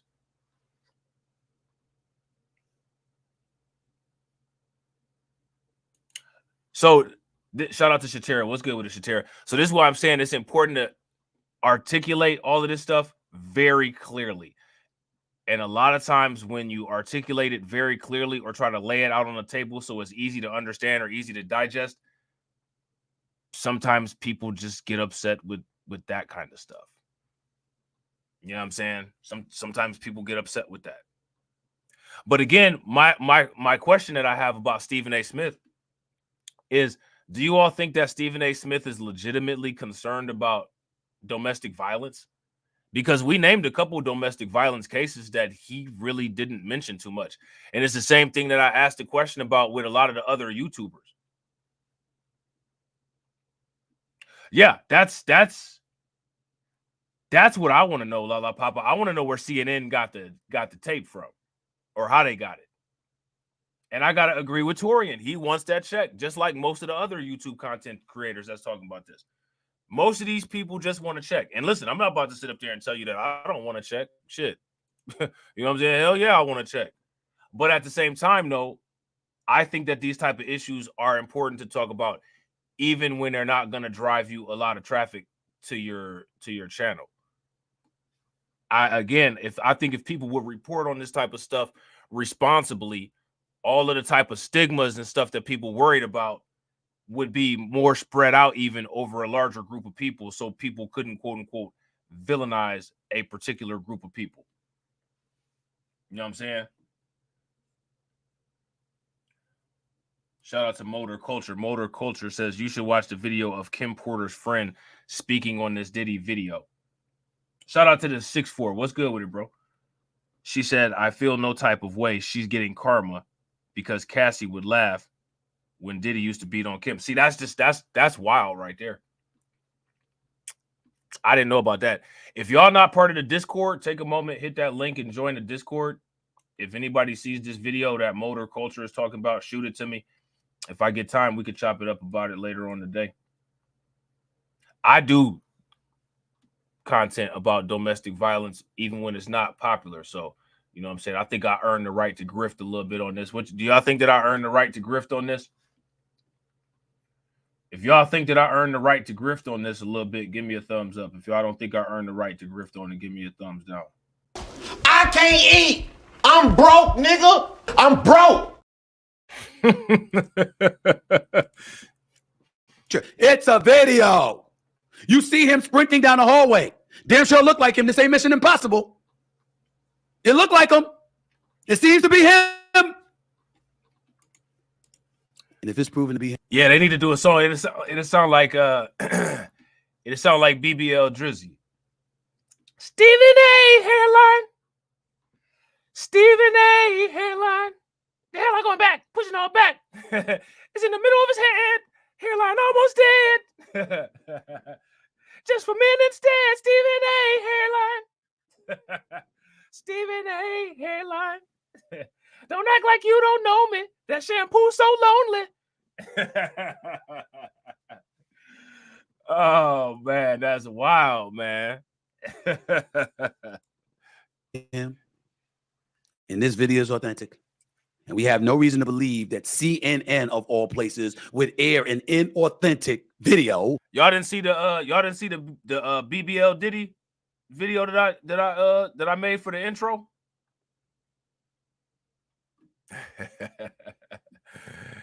Hold on, man. Y'all didn't see the B.B.L. Diddy video that I made for the intro?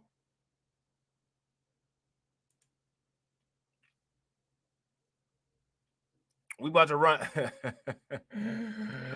We about to run it again real quick. Who want to see the B.B.L. Diddy intro video? If y'all want to see it, give me a thumbs up. If y'all don't, give me a thumbs down. Y'all about to watch it anyway.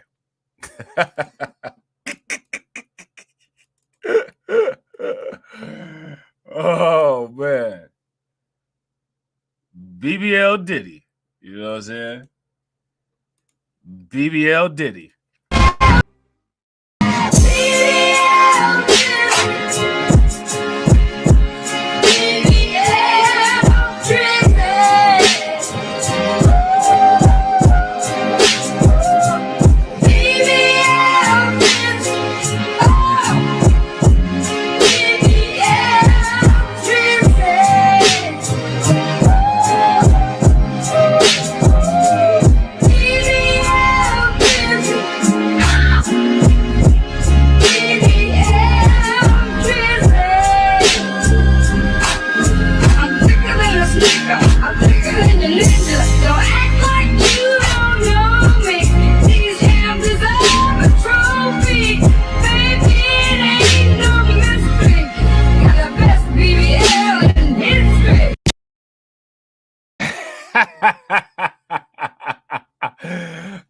That's hilarious, man. Shout out to Brooklyn Queen. Make sure y'all show Brooklyn Queen some love. Throw some flames, some radiation emojis, some ducks in the chat for Brooklyn Queen. Stand on business. I'm standing on business. I'm standing on business. I'm standing on business. How do you think that we slow down? Different slowed down. You know what I'm saying? That joint hit different slowed down. You know what I'm saying? I'll rock with it slowed down. I love that joint slowed down. You know what I'm saying? Flagrantly, clearly incriminating P. Diddy. We have no reason to believe otherwise. I think his career is over. Yeah, again, I think that that's contingent on certain factors. I would like to say that his career would have been over a long time ago, but I don't think that that's going to happen unless law enforcement puts him away.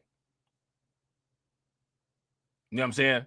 What do you guys? It's okay if you guys disagree with me on that. I want to ask y'all this: how many people have people looked at with the side eye that have been kind of degenerate in the public eye, that have been allowed to fester, and it's been a long time, and then maybe after like 10, 15, 20 years, law enforcement finally get them, and then they go away. But before law enforcement got them, they was allowed to just perpetuate and just be out there and be degenerate. Name people in the chat. Because this is what I'm saying. Based on the evidence, it's not going to be over just because something crazy comes out about people in the public forum. I don't agree with that. Now, should it be? Should it be over? Yeah, absolutely. But if they don't actually get put away and taken away from people ain't gonna do it on their own. They're just not. They're just not. People are too lazy and they don't have enough integrity. You know what I'm saying? And people are too emotionally invested and selfishly invested in the people that they care about for entertainment purposes, content purposes, whatever. I've seen this. It's going to be very hard for people to get me to not believe that. You know what I'm saying? This ain't the 90s, the 80s, the 70s, the 60s. Nah, that shit don't fly in this day and age. You can't get away with that. You never should have been able to ever in life. Well, again, and somebody just said it in the chat. Somebody just said it in the chat. Yeah, I'm pretty sure Dana White got away with getting caught slapping his wife in Mexico on camera, right? What was the punishment or sentence that Dana White had to deal with as far as punishing his wife? Shout out to Torian. You know what I'm saying? Torian has been following that Brett Favre situation. What sentence has Brett Favre? Patrick got me dying. Patrick got me dying laughing. What has Brett Favre? What sentence has Brett Favre had to deal with as far as you know what I'm saying, being involved with that fraud? You know what I'm saying? Shout out to my man Patrick. Patrick said Robb is evil. His hairline is past his earlobes. Facts, bro. His hairline starts and stops at the back of his neck, which is crazy. You know what I'm saying? Make sure y'all show Patrick Taylor some love. Throw some flames, some radiation emojis, some ducks in the chat for Patrick showing love. Cash rules everything around me. Green, get the money. Dollar bill, yo.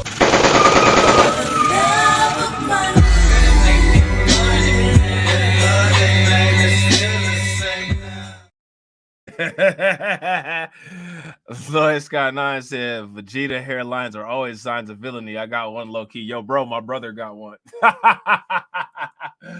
My brother got one. You know what I'm saying? That's hilarious. And sure, it shouldn't take a video to speak 10,000 words, but damn it, it does compared to word of mouth or compared to the written word. When you see the video, it's an entirely different connotation that comes with a different feeling. I might suspect some shit about you when I hear about it. When I see it, there's no way around this. This ain't funny at all. And yes, that was 2016. Well, you acting like that in 2016. Who's to believe you didn't do it in 2017, 2018, 2019, 2020, 2021, 2022, 2023? Why would we believe otherwise? I've had conversations with P. Diddy over the phone. He was an inspiring sports owner. Okay, so again, this is what I'm. This is interesting, right? Because he said that he's had conversations with Diddy over the phone, right? So that goes back to the question that I asked. Okay, so he's had conversations with Dana White. Dana White told him not to say anything. He didn't say anything. You think he had conversations with Diddy and Diddy told him not to say anything? He said, I'm about to get on my podcast and talk about this right now, Diddy. Sports team owner was interested in purchasing the Charlotte Hornets, being a part of a group that would ultimately buy an NBA team. I'm not faulting anybody. All of these folks with this stupidity, faulting, looking for fault at them because they went to a P. Diddy party or whatever. I've gone to a P. Diddy party. Pause. What'd you see at the P. Diddy party? How many of y'all knew that Stephen A. Smith went to a P. Diddy party? Okay, well, we should actually use the same scrutiny level that Stephen A. Smith is giving for us to criticize Diddy with. Now we got to kind of look at you, bro. Like, what was your wig pushback self doing at the Diddy party? You was kicking it, huh? I never saw him when I got there. It was so damn crowded. But if somebody tell you that's the place to be and everybody going to the damn party, that don't make you a criminal because you went to the party of somebody who's alleged to be a criminal. Especially again, we didn't say that you was a criminal. We just know some weird stuff be going on at those parties, and we know that you're a weird guy. So I wonder what kind of deal you made at one of those parties, possibly. You know what I'm saying? When they weren't alleged to be that at the time. What about our team? Seen him at Miami Heat games. Hell, I took a picture with him at a Golden State Warriors NBA Finals game. I ain't know this shit. Not this video that I just finished watching 10. Yeah, shout out to Mold or Culture. She says, "Hey brother, the day I accepted our government and justice system for what it really is the day I realized the Cabo 6 is going to get away with what they did to Shanquilla Robinson. That is proof." Yeah, I wouldn't disagree with that. And that's what I'm trying to that actually is a point that I'm trying to get across of people like literally understanding exactly what's going on so that people can understand, like, a lot of times when there's any expectations in this system at all, any expectation in this system is a false expectation unless the expectation is put on yourself to correct this system. And a lot of times that's not that's not where the expectation lies. For some reason, there's always an expectation that the system will work incorrectly, right? Because the system working incorrectly would be for us to get justice somehow. That would be the system working incorrectly. The system is actually working correctly. You know what I'm saying? Yeah, that's wild. That whole situation there. You know what I'm saying? That situation was wild. That was mind-boggling. Times. 50 Cent walking around, trolling, where's Jay-Z? I don't blame anybody for not wanting to be seen with P. Diddy right now. Whether it's Jay-Z, whether it's 50, whether it's one of his artists. I mean, I'm not trying to be funny, but you really don't see Diddy's artists around him too much. A lot of them not really alive all like that. You know what I'm saying? And a lot of them broke. So it's not let me ask y'all that question. What artists of Diddy's actually are around him these days? That's a good question, because if you ask me, it's not a finalization of determinant of character, but I think it does reflect somewhat on the character. Would you guys, if you guys agree, give me a thumbs up. If y'all disagree, give me a thumbs down. This is the kind of stuff that makes you scurry. It makes you run for cover. This ain't words. This ain't sound. This ain't lip service. This ain't articles being written. Nah, this is different. This is worse than Ray Rice. And Ray Rice never played in the National Football League again. Nobody. Now, what's interesting about it is, so we're talking about Ray Rice, and we're talking about how outraged we are about domestic violence. But again, literally Dana White was caught on camera and there's been no punishment and it was swept under the rug.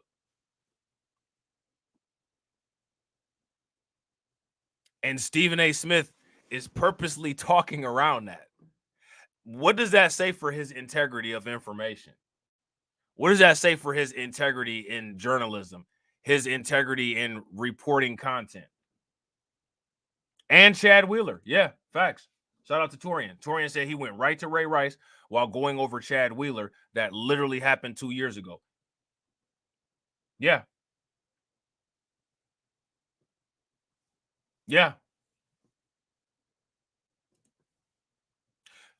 I don't know if Jason Whitlock has done any content about the Diddy video. I've done massive amounts of videos on people like Jason Whitlock, and I kind of got bored of it because they literally say the same thing. And shout out to Don Harlem. Make sure y'all show Don Harlem some love, throw some flames, some radiation emoji, and some ducks in the chat for Don Harlem subscribing. But if he do some content about this, we might have to run that up. I mean, like, cause this, I don't know, man. Like that,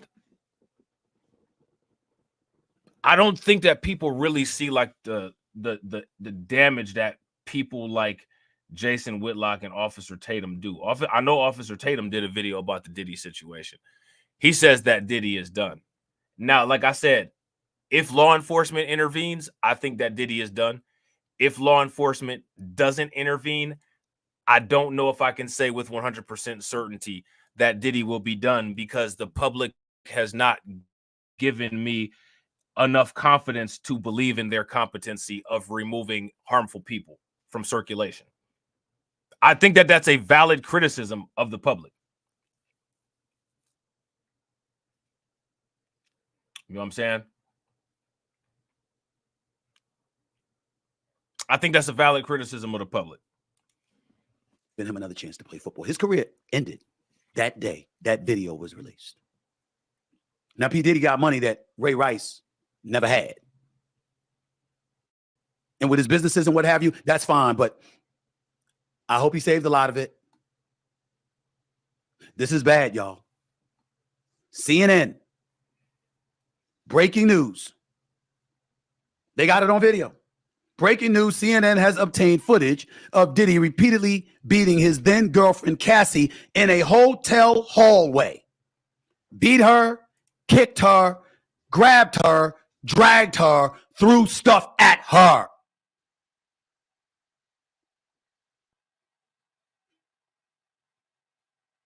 You know, recently he was trying to buy BET. Did you know that? Did you? Did you know recently, given the key to the city by Mayor Eric Adams in New York?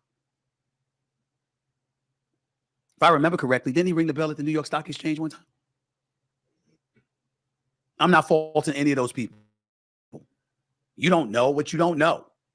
You don't know something like this is coming down the pike. You don't know that there's validity to allegations of some of these egregious acts.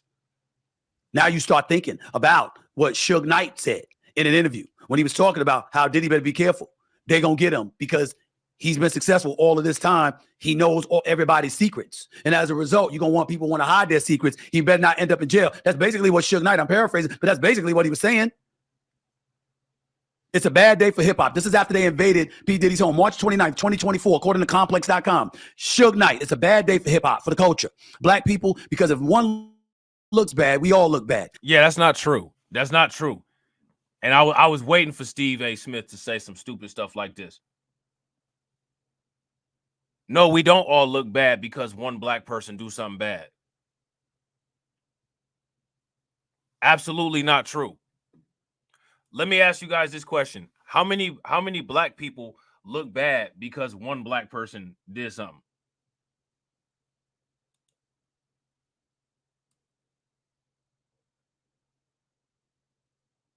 That's my question for you guys.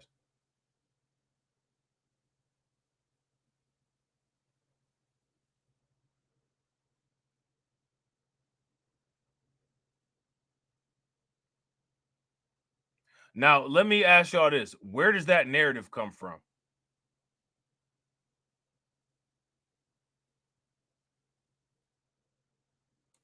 Now, it's wild how when the police do something, all police don't look bad. All police don't look bad.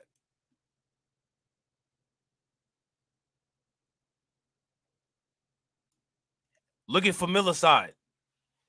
Take a wild guess what group of people commit 70% of familicides. Somehow, anytime we see a familicide, guess who don't look bad? Allegedly. You know what I'm saying?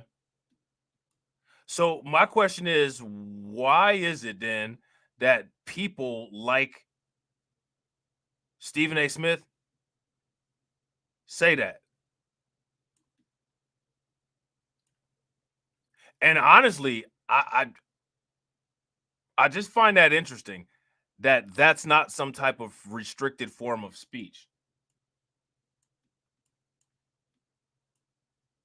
Because even statistically, that's not how statistics are looked at. If you work at a company that has ISO quality certification, if one issue goes on with a piece of equipment or a piece of production from quality control, it doesn't mean that the entire line is bad. So that logic doesn't even hold up when we're dealing with statistical quality control management.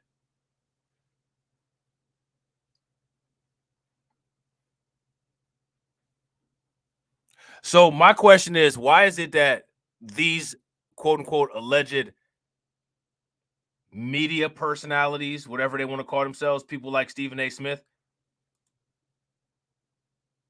why is it that these particular people assign one individual's issues to everybody? How does that make any sense?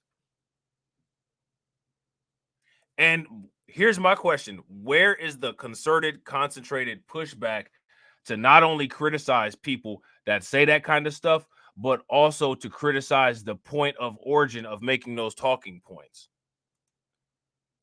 Complaining about it, I mean, you know, is one thing, but actually dealing with it is another. Would you guys agree? If you guys agree, give me a thumbs up. If y'all disagree, give me a thumbs down. I mean, like, they're doing all of this comparison of Harvey Weinstein to Diddy. Then you got Jeffrey Epstein. But somehow, if Diddy does something, it makes us all look bad. And you got Harvey Weinstein and Jeffrey Epstein, and yet that doesn't make that group of people look bad. How's that work? Mathematically. Help me out. Help your boy out. That's definitely not nothing to cheer about. He continued, but I'll tell you what, Puffy, your life is in danger. He says Diddy, who's 54 at the time, knows the secrets, and because of that, they're going to get you if they can. This from Suge Knight. It's from Suge Knight. This is bad. And I believe in the day and age that we're living in, ain't no coming back from this. You ain't got to worry about nobody coming to his parties. Again, I disagree with that. People come back from this kind of nonsense all day long. It depends on if law enforcement goes after them, and it depends on whether the public decides to completely distance themselves or not. You know what I'm saying? He'd have a tough time with somebody wanting to be seen with him at a Starbucks. Unless it's 60 Minutes to somebody. This is bad. I'm just reporting y'all what I'm saying, and I'm telling you based on what I just saw. This is indefensible. It's indefensible. It's indefensible, period. But especially if you love women, a daughter or daughters, a sister or sisters. So here go my question. If you love women or whatever, like Stephen A. Smith is saying, where's his love women content at? Where's the love women content at? So now, Steve, where's the love women content? And this is exactly what I'm saying. This is that fake stuff right here. A mama, aunts, cousins, colleagues, friends. It don't matter. Inexcusable, indefensible. So my question is, if you love women so much, then why aren't you doing more content covering all of the women that don't get $30 million settlements in these kind of situations? Or people that can't afford lawyers like the type of lawyer that Cassie got. And that's what I'm saying. Shout out to the title, B.B.L. Diddy and AdSense outrage. Diddy isn't the first caught on camera, just the most profitable. Would y'all agree with that title? If y'all agree with that title, give me a thumbs up. If y'all disagree, give me a thumbs down. Fake outrage from Stephen A. Smith. Indefensible. Watch the video. Watch the video. Ain't no way around it. Ain't no way around it. When you saw this video, when you see this video, Stephen A. Smith wasn't even this outraged, like I said, when Dana White got caught on camera, didn't say nothing, didn't do nothing. You know what I'm saying? And Stephen A. Smith is one of those people. Stephen A. Smith is one of those people in the public that I'm talking about that don't have enough sense to actually say or do something. And he got a huge platform. So if you got Stephen A. Smith using selective outrage, what's to say that other people ain't, that don't have a platform? Because most of those people that don't have a platform are only able to view what it is that people with platforms supply them. So yeah, I highly doubt it. Unless law enforcement intervenes, Diddy ain't going nowhere. Shout out to everybody, because I know y'all love Fresh and Fit. We about to take a look and see what they said about it. What y'all think Fresh and Fit said about it? Y'all think they said the most intelligent commentary ever or no? Let's see. Myron Brushwaves is spinning. Who trying to get brushwaves like Myron? If y'all trying to get brushwaves like Myron, put a thumbs up in the chat. If y'all not, put a clown face in there. Here goes my question. How, again, and I think people in the comment section might have asked this question, but I think this is an interesting question to entertain. How did CNN get this video? And why didn't a news agency or some media organization get this video before? That's my question for you guys. What do you think? How was this video obtained? I think that that's kind of important. I think that that's very important. And honestly, if we don't know how this video is obtained or was obtained, we don't know with 100% certainty how it might be able to be utilized in any type of investigation that's ongoing. We don't know, because the court determines what can be used in an investigation and what can be presented in court, and we don't know. Again, people watching this kind of stuff, extremely sensitive, very irrational. In most cases, can't logically process things. We're asking questions for accuracy, not to be dismissive of anything that may be going on here. You know what I'm saying? That would be interesting, right? We still got to do that live stream about the male supremacists. I didn't get a chance to do that one yet because I had thought about live streaming a couple days ago, and I was just like, nah, I just didn't feel like it. And I couldn't get to sleep today. So I was like, you know what, man, I'm about to bust out a live stream real quick. But I want to do that live stream about the male supremacists, but I'm going to put a different spin on it, because what I'm about to ask is there, how many people, men and women, shout out to the men and the women that's in the chat, how many of y'all would agree or disagree that there is an increasing amount of misandry being encouraged to the public? Because what I find fascinating is that there's a male supremacy list, but there's no misandry list. And I think that that's interesting. And all of the guys that I see celebrating about, you know, like MTR being on that list, I think that it's just weird that people aren't saying, well, you know, it depends on, you know, what extent of extremism is being talked about in those type of content. But where's the opposite end?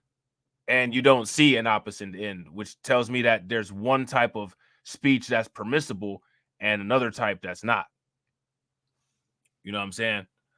Yeah, he got placed number 1 on the list. And what I don't understand is why he was on the list at all. You know what I'm saying? I honestly don't understand why MTR was on the list.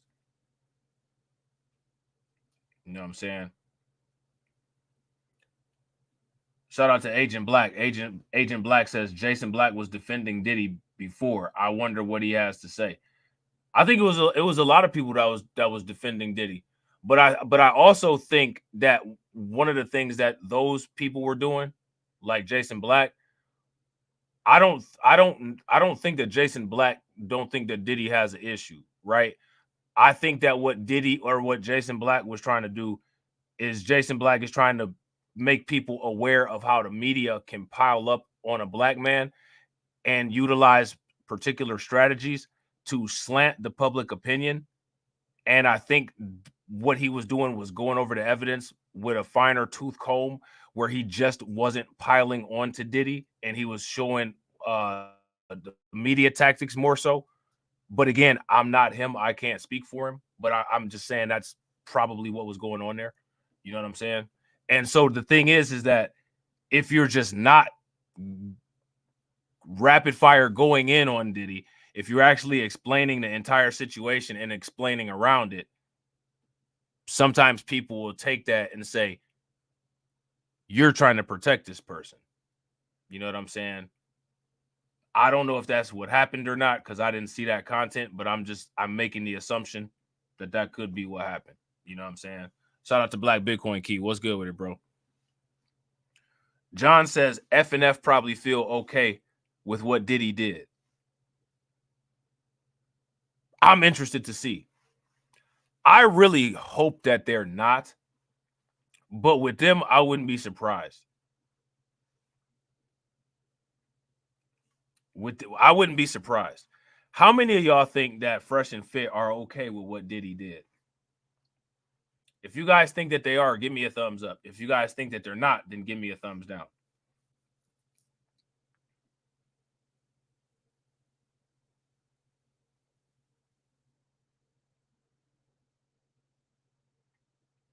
Let me know what y'all think. In case somebody wants to say now, something. Shout out to Black Bitcoin Key. Now, I want to make sure that I say this right. And if I'm wrong, if anybody watches on the replay, please correct me. Anybody that's in the live chat, shout out to Jago DeRouge too for being here. Appreciate you, bro. And if I say this wrong, somebody in the chat, please correct me. This video is outside of the statute of limitations. So as far as criminally, I don't think that he can be prosecuted for it.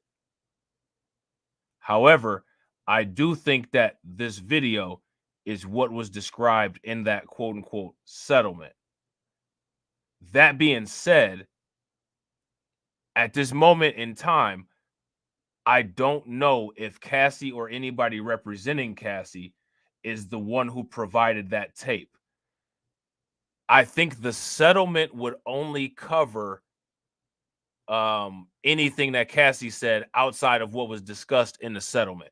So whatever the terms of the settlement was, say for instance, Cassie went outside of that and provided some type of other testimony or some type of evidence, I think that would be outside of the settlement and that would cause some issues.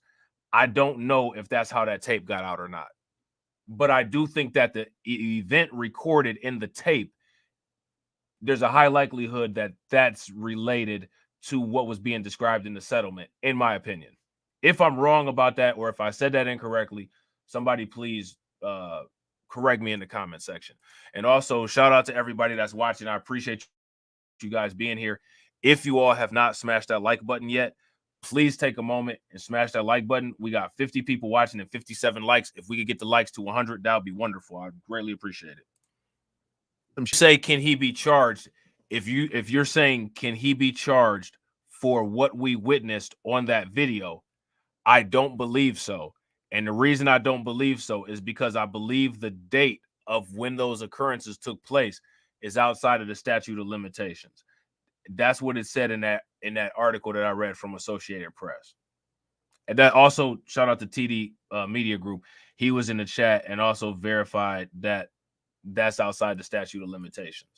You know what I'm saying? So not because, you know, he didn't do anything wrong or anything like that, just because the tape came out too late, basically. You know what I'm saying? Yeah. Thing about it, right? Because in this situation, like what the actual situation is that the video will not have to be defended in court. The video is under public scrutiny because the statute of limitations has run out, and that video will not, the actions that took place in the video will not be criminally tried. Right? So again, I think that I don't think that there's a lot of people that are discussing it in those terms. And I think that a lot of the content creators who are discussing this topic are discussing it irresponsibly just to give their subscribers what they want instead of actually doing an accurate assessment so that they can actually see what's to come in the future. Would you guys agree? If you guys agree, give me a thumbs up. If you guys disagree, give me a thumbs down. And shout out to Unsunken One. Unsunken One says, but the video will taint any jury pool. And I don't disagree with that. And I actually think that that is probably a big part of why whoever leaked it out to get that out ahead to taint the jury pool if they're able to get Diddy in court to slant the decision. Would you guys agree? If you guys agree, give me a thumbs up. If you guys disagree, give me a thumbs down. Shout out to my man, James Sumler. Which one you want, the simping? Make sure, if y'all haven't smashed the like button yet, please take a moment, smash that like button. Also, if you guys haven't hit the bell, please take a moment, hit that bell. Also, if you're not subscribed to the channel yet, y'all know what to do, man. Sipping water, ain't claim to be a king, but he lied about everything, don't need a thing. Said he slept 1,000 women straight up lying. And when it comes to honesty, he's always trying. He boasted about not spending a dime on the ladies, but we all know he's just fronting like crazy. Said he's a music producer, but it's all fake. Just a mask he wears, and it's all a mistake. Simping water is where the lies, claiming things that he just never tries. But we see through his facades, plain to see. Simping water, you can't fool me.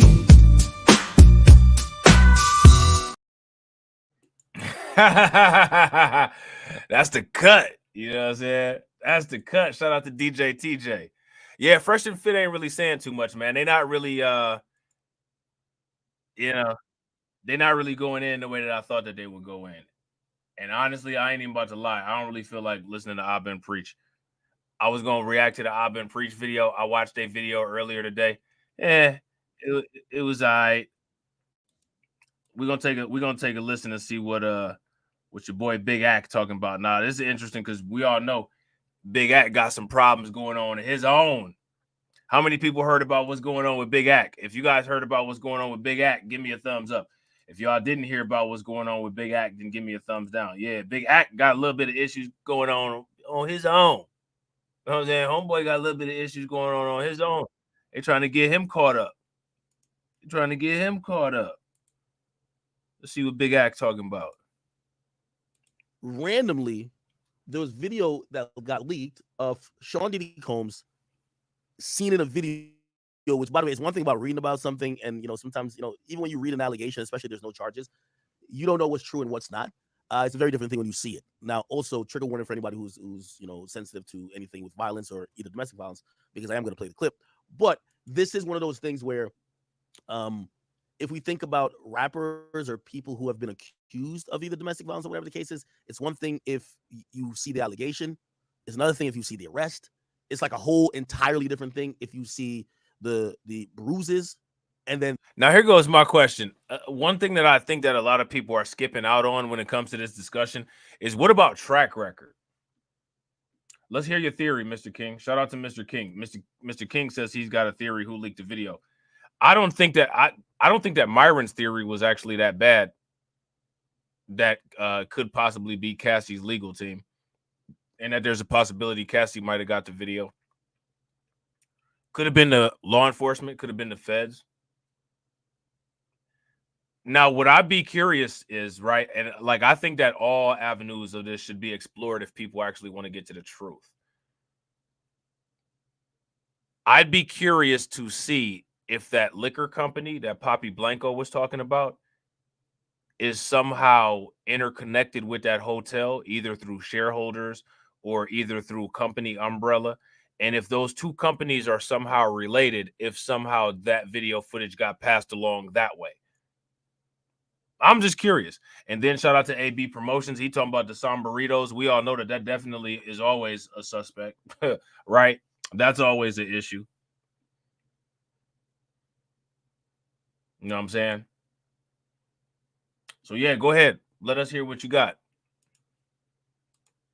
It's like the utmost if you see the actual video of what happened, right? Like now we're Chris Brown, notorious, even though we didn't have the video of what happened, based on both of the victims being high profile celebrities, it definitely affected his career for just off of how heinous and how crazy the bruises looked. If we look at the Ray Rice situation, watching that surveillance footage, that pretty much ended Ray Rice's career. And I mean, I guess the Quavo and Sweetie thing wasn't really like that crazy, but even so again, so this is interesting, right? Because DJ Academics is referencing the Ray Rice situation. So again, you know what I'm saying? DJ Academics is referencing the same situation that Stephen A. Smith was referencing. Why is everybody referencing the Ray Rice situation?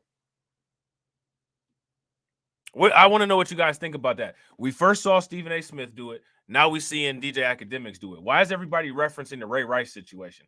I find it interesting that in regards to this situation, literally, no one is referencing Dana White. Why do you guys think that nobody's referencing Dana White? You know, Jay-Z's career could have maybe taken a different turn if when him and Solange and Beyonce was in the elevator and Solange was kind of getting at him, if he had reacted differently, that would have been crazy. By the way, going all the way back, there was a time that there was another rapper who was about to get canceled for footage that kind of looked like this, and that was NBA Youngboy. There was an NBA Youngboy footage where he was fighting in a hallway, I believe maybe with Jania. I don't know if it was with Jania, you guys could tell me. And people were done with him at that point. And to be honest, he's one of the few I've said that has survived cancellation, but he only did it by just becoming the hottest rapper in the world. Like he just had to keep working. So if you survived cancellation by becoming the hottest rapper in the world, then you survived cancellation. You effectively didn't get canceled, right? Would you guys agree? If you guys agree, give me a thumbs up. If you guys disagree, give me a thumbs down. Like, if you survived cancellation, then you effectively were never canceled, because you can't survive cancellation and you're canceled and be uncanceled. Like, a cancellation is permanent. That means that you're canceled. You're done. You're closed for business. So he never got canceled. He dealt with a period of bad publicity and was able to overcome the period of bad publicity. And if you ask me, that is the extent of what the public is willing to do to people without further push. A period of bad publicity until everybody forgets. Or until everybody says, we don't feel like doing this anymore. He got this song, that's all right. And then everything just falls apart. Putting out good music, gaining that audience to the point that the mainstream outlets that didn't want to cover him was like, fuck it, he has all the people, we got to cover him, right? And that's kind of one of the only ways I've seen cancellation being defeated. You just got to get to the point where they can't ignore you, and they'll seem to stop reporting about the bullshit if you do other things, right? Anyway, this Diddy video, and I'll read where it comes from. I probably should just play the video already, right? But this is a CNN exclusive, which this is kind of like really interested. This is kind of crazy because I don't know. You know what I mean? My dude Diddy is in a bath towel. I don't know if it was in a freak off or my nigga was, you know what I mean, was in the shower. My boy was like chasing her down like I think it's wild. You know, what's interesting about this, another thing that's interesting about all the content creators that have been reacting to this is I think that the preoccupation with the towel is kind of fascinating. Everybody seems to really just be stuck on the fact that he's in a towel. Isn't this how ain't this what most people do when they get out of the shower? Most people be in a towel like this, right? Like, I don't understand the significance of that. I don't understand why so many dudes are focused on that, but we'll continue. A hyena chasing down a prey. And I think this nigga had a loofah in one hand. I don't know what the hell going on, but I played the footage. But please, trigger warning for anybody who's sensitive to some of these things. Drill, also, if we're gonna have this on YouTube, we should. All right, so we about to shout out to my man Bronze the Guy. What's good with it, bro? We're gonna go past this. We're gonna go past this footage here. Just because we already watched it once, I don't think we really need to like watch it multiple times. You know what I'm saying? Her in a corner. Moments later, he hold on real quick. Again, and anytime I'm gonna speculate, I'm gonna let it be known that I'm speculating. You know, we all were kind of confused why Diddy settled so quick. We read the complaint. The complaint was already, you know, had a bunch of stuff saying that. I don't think that anybody was confused with why Diddy settled so quick. I think that like that might be just only DJ Academics was confused. Let me ask you guys in the comment section, how many of you all were confused as to why Diddy settled so quick? If you guys were confused or if you still have doubts of why Diddy settled so quick, give me a thumbs up. If you guys know exactly why Diddy settled so quick, give me a thumbs down and let me know why he settled so quick in the comment section. She was kind of forced to have sex against her will with a bunch of dudes, do these freak offs, and he would be violent to her, this and third.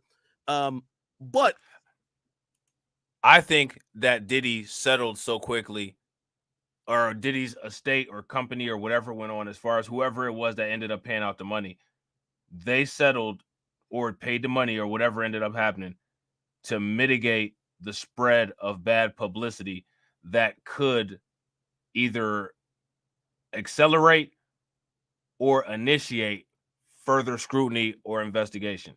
And for whatever reason, Diddy and Cassie, if they were together for a long time, the longer you're with a person, the more dirt and testimony that you may have that could be substantiated. So because that level of risk was out there, the strategic thing to do would have been to try to shut it down as quickly as possible. If you guys think that that's accurate, let me know. If you think that I'm just completely wrong, let me know what I'm wrong about. You know, with all things considered, especially things that we saw in other lawsuits that followed, it always felt like she didn't drop everything in the lawsuit, right? And I think we all probably agree that they, right before they filed, or maybe the day of, I don't know what happened, they got a hold of Diddy's team and started telling them like, hey, listen, we could sell this or the other shit is coming out. Now, some people have actually, you know, assumed that some of those other things might be information about Diddy fornicating with dudes, like, you know what I mean, him being gay, or, you know, him doing other things that might be like nefarious or whatever. But after seeing this, and I'm not trying to say that Cassie leaked this at all, but I'm wondering if this videotape was available to Cassie and her team, because I could see Diddy, if they say, like, shout out to Cameron, what's good with it, bro? Immediately, like, you already got the media hit, right? Immediately. She must have had some shit she ain't dropped yet. Or she was saying, we could get into that now. Maybe Diddy knew this video was there, and he probably thought paying whatever he paid meant this video would never come out. Now, we're going to get back to when this actually happened and why this video never went anywhere. And supposedly there was no police investigation ever about this, right? Like, police never really investigated. But let me keep playing to it a little bit. That statement, again, is, you know, when people are devoid of information and they're trying to figure out, is this someone who just got, because there are theories out there that Cassie, who supposedly had allegedly cheated on Diddy with the trainer, and supposedly she went on to marry this trainer and had kids by this trainer. Hey, you know, her career didn't flourish. Maybe money got low, right? And now she's like, fuck, how could I get some money? Well, Diddy was kind of mean to me. I know a bunch about him. Let me go do a shakedown, right?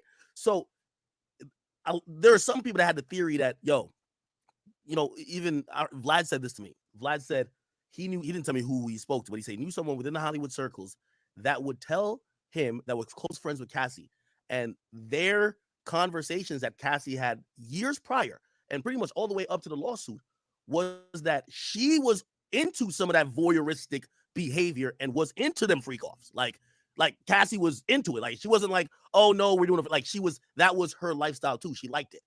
Now, here goes my question. Why is it that when we're talking about these kind of things and something like this gets brought up, Why does this become taboo? Shout out to Cyberdean. What's good with it, bro? Because I think that that's definitely something that's important to bring up. Because if we talk about the Vince McMahon case, that woman, she kind of had a lot going on as far as the kind of stuff that she was into. That had been proven, right? But for some reason, it's kind of taboo. Then as soon as there's an issue, right? Because we know, if you think about this, right? Remember when we go back to talking about Daisy Chin, one of the first things that I criticized about Daisy Chin was like, if Fresh picked this woman out, she got to be kind of suspect, right? So if we know that Diddy is kind of on some other type stuff, we got to be like, this woman must be, quote unquote, to say it politically correctly, open-minded, to say the least, of what she's willing to do or what extents she's willing to go to, right? But the moment that there becomes accusations of some type of abuse or something harmful happening, we can no longer say that this woman was quote unquote exploratory in some of the lengths that they were willing to go to for quote unquote satisfaction. If we say those things, we become abusive. If we say those things, we become misogynistic. But I think that those are very valid points, because I think that individuals' behavior and track record and what they're known or not known willingness to do, it does affect the type of situations they find themselves in. And I think that it is important to discuss. And I don't think that it should be not talked about. I think that by not talking about those kind of things, a lot of things that would in many cases be obvious tend to become clouded. Would you guys agree? If you guys agree, give me a thumbs up. If you guys disagree, give me a thumbs down. So like, you might know somebody that's a freak and everybody knows that that person's a freak. But the minute something awful happens to that person, that's a freak. And then we're trying to figure out what happened and how it happened. We're not going to talk about the fact that they were a freak. Now, just because they're a freak doesn't mean that something bad didn't happen. That's not a dismissal. But what that means is that if you're more exploratory, quote unquote, more liberal, quote unquote, or more open-minded, you might have had a higher probability of placing yourself or being in a situation that could become unsafe, more so than someone who is, quote unquote, sexually conservative. Would you guys agree? If you guys agree, give me a thumbs up. If you guys disagree, give me a thumbs down. You wouldn't catch me at a Diddy party. So it's not as likely that something that goes on at a Diddy party would happen to me as it would happen to somebody else, because I wouldn't do that. That's not my thing. Now, somebody who's all about that, it might be easier to believe that something took place. Is that fair? Is that fair to bring up? You know what I'm saying? Shout out to my man Mike Mellis John. What's good with it, bro? I think that's a fair point to make. You know what I'm saying? Right now, could this person be capping? Could she have had some type of Stockholm syndrome at a point where she's been kind of subjected to these freak offs that she just says fuck it, and her will's just been and just says, all right, cool, I'm down with it now. Whatever. But here's the point: for those people who had that theory, they were just thinking that, listen, you know, this is what happens when you move to when in time you go to a different era, which is like the Me Too era, and consensual freak shit could get turned into non-consensual shit. Pretty much those people are probably looking at this today like, oh wow, no, there was probably some shit. For the other people, and there's another group of people who always said, I've always heard the stories, I've always heard Diddy's a bad guy, I've always heard Diddy might have did this, but you've never had any proof. Today was probably vindication day, right? Because, you know, you've had those individuals like Stevie J or... I think that it's a combination of both. I think that there's literally, like what he just said, the first thing that he said, and what he's alluding to right now. I think that in these Diddy situations like this is a combination of all of this stuff. Diddy's got a long track record of shade. We know that if people in the record industry, you know what I'm saying, can kind of be involved in some weird type partying. I think that there's a combination of all this. A lot of the women that are in those circles are quote unquote very liberal, and then a lot of times some type of weird testimony comes back after. I mean, like, these are all things that we've seen on repeat. And I gotta agree. AK sounding real different on this one, don't you guys think? AK trying to cover his own butt. AK compromised. Facts. Didn't AK say that if he ended up going to court, he was going to take the whole industry down with him?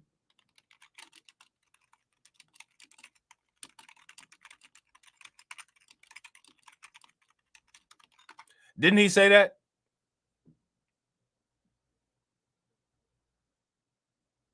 He said he'd take the entire industry down with him.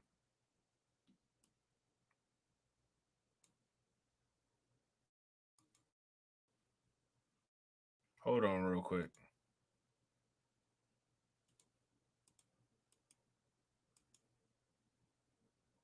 Look at this. Hold on real quick. Let me get rid of that. Look at your boy AK.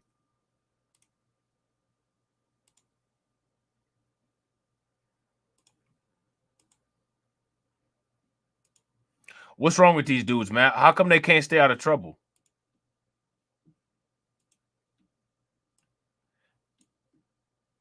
DJ Academic says he will take the rap industry down with me in response to Grape lawsuit.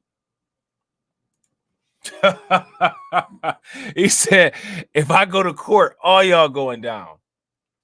If I go to court, all y'all going down.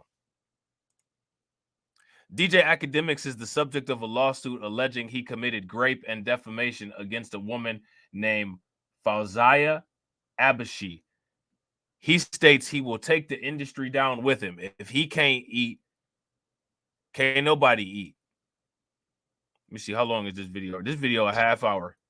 So we definitely ain't about to sit there and watch it. Let me tell you this about everyone in the industry. If AC ever goes down, y'all going down with me. Because I hold no secrets for nobody, Academic said. Could it be that exact day I get hit up by a private investigator that works for Diddy, alleging maybe the same thing has happened in 5 other instances? So DJ Academics right here is just literally telling everybody like, yo, anybody come after me, come holla at me. I'm telling everything. Yeah, it was actually G Money. He was the one selling crack all throughout Harlem, not me.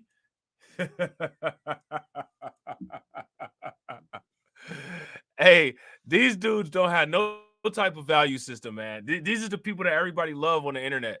These are the internet tough guys. These are people that got millions and millions of subscribers. And then as soon as they get the pale finger of the law pointed at them, they fold. Where's any, shout out to Cyberdean, where's any of them smoke for Dana White, bro? Any of them. Stephen A. Smith didn't have nothing to say about Dana White.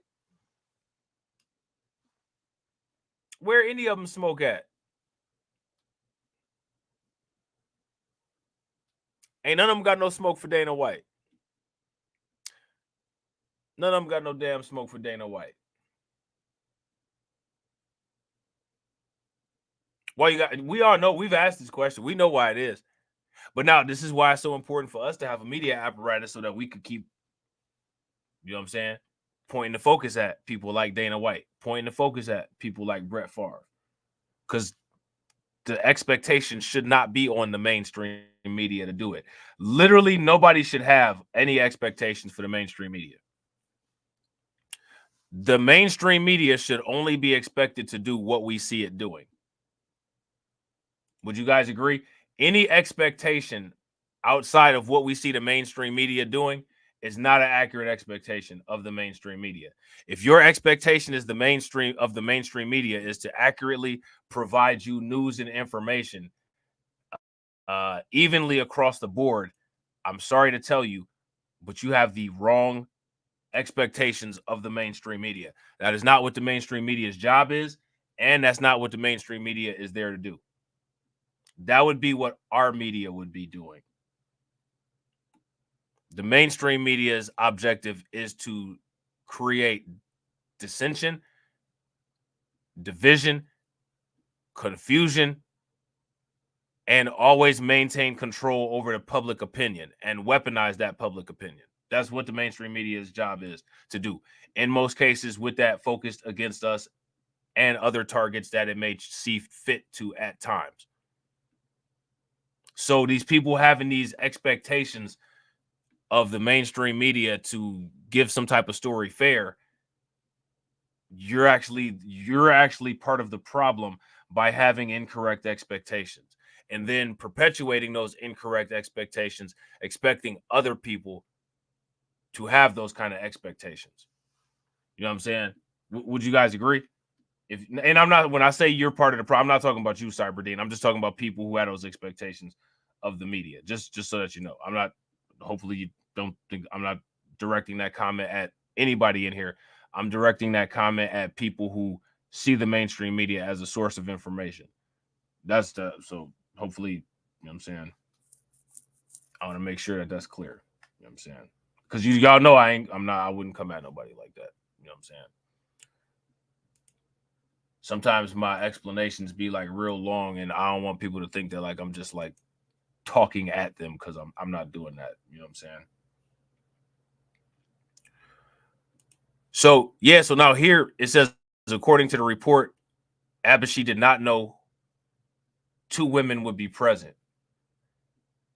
Those men are said to have drugged her and forced her with alcohol before assaulting and graping her on the pool deck. Abashi states that she lost her consciousness during the incident, only to wake up at 4 a.m. on July 16th as Academics was graping her. Okay. So now, like, the question that you would ask again, like, you got to ask these questions, like, why is it so many cases like this where this stuff don't get dealt with up front? It seems like in these type of situations, there's always like some ridiculously long waiting period. Like, why is that? Abashi states Academics was pulling my hair, prying open her legs, and brutally graping her. She also states she was penetrated anally and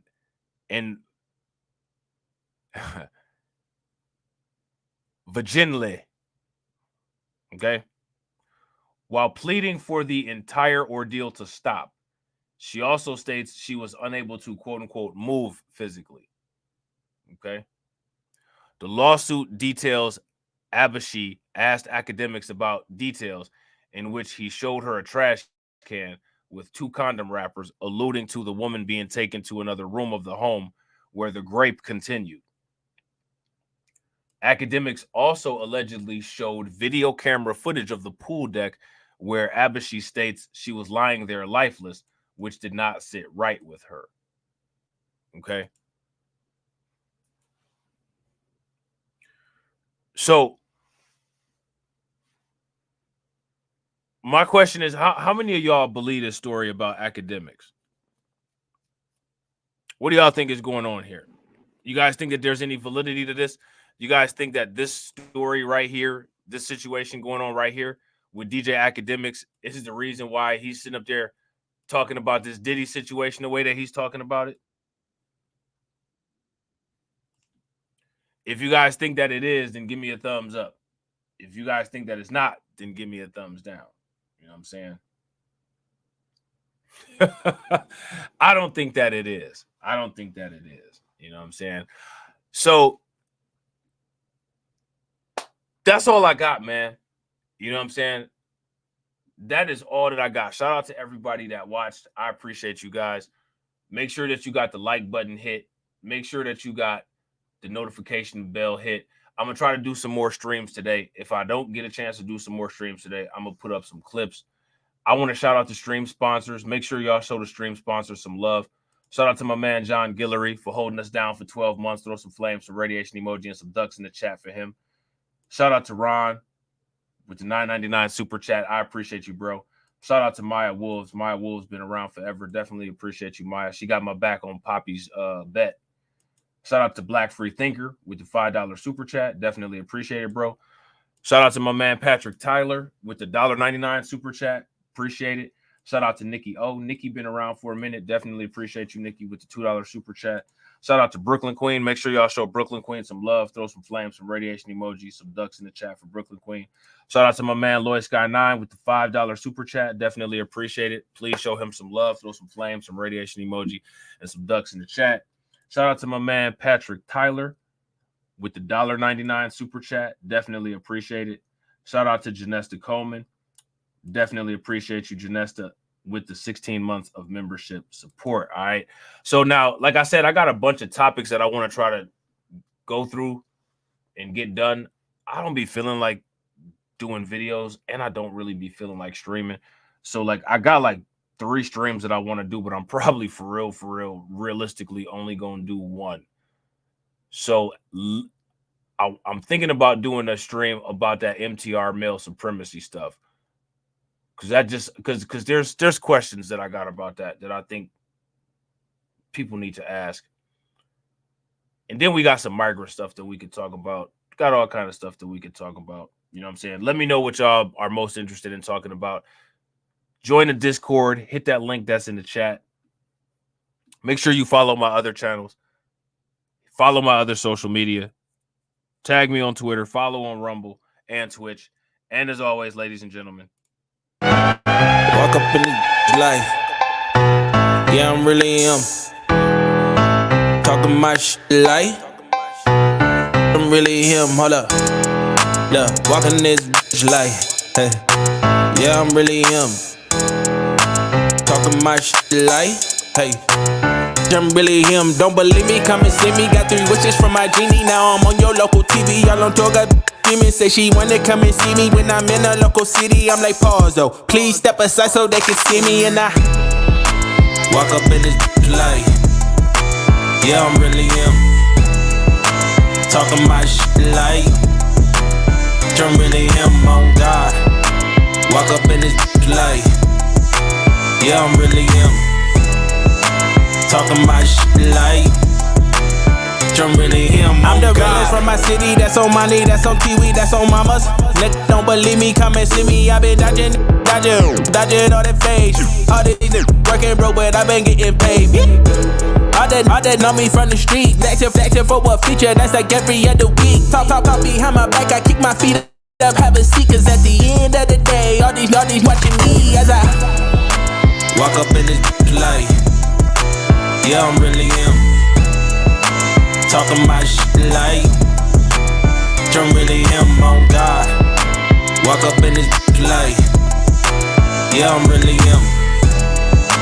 Talking my shit like I'm really him, on God. Walk up in this light. Yeah, I'm really him. Talking my shit like I'm really him. Hold up. Look, walking this light. Hey. Yeah, I'm really him. Talking my shit like, hey, I'm really him.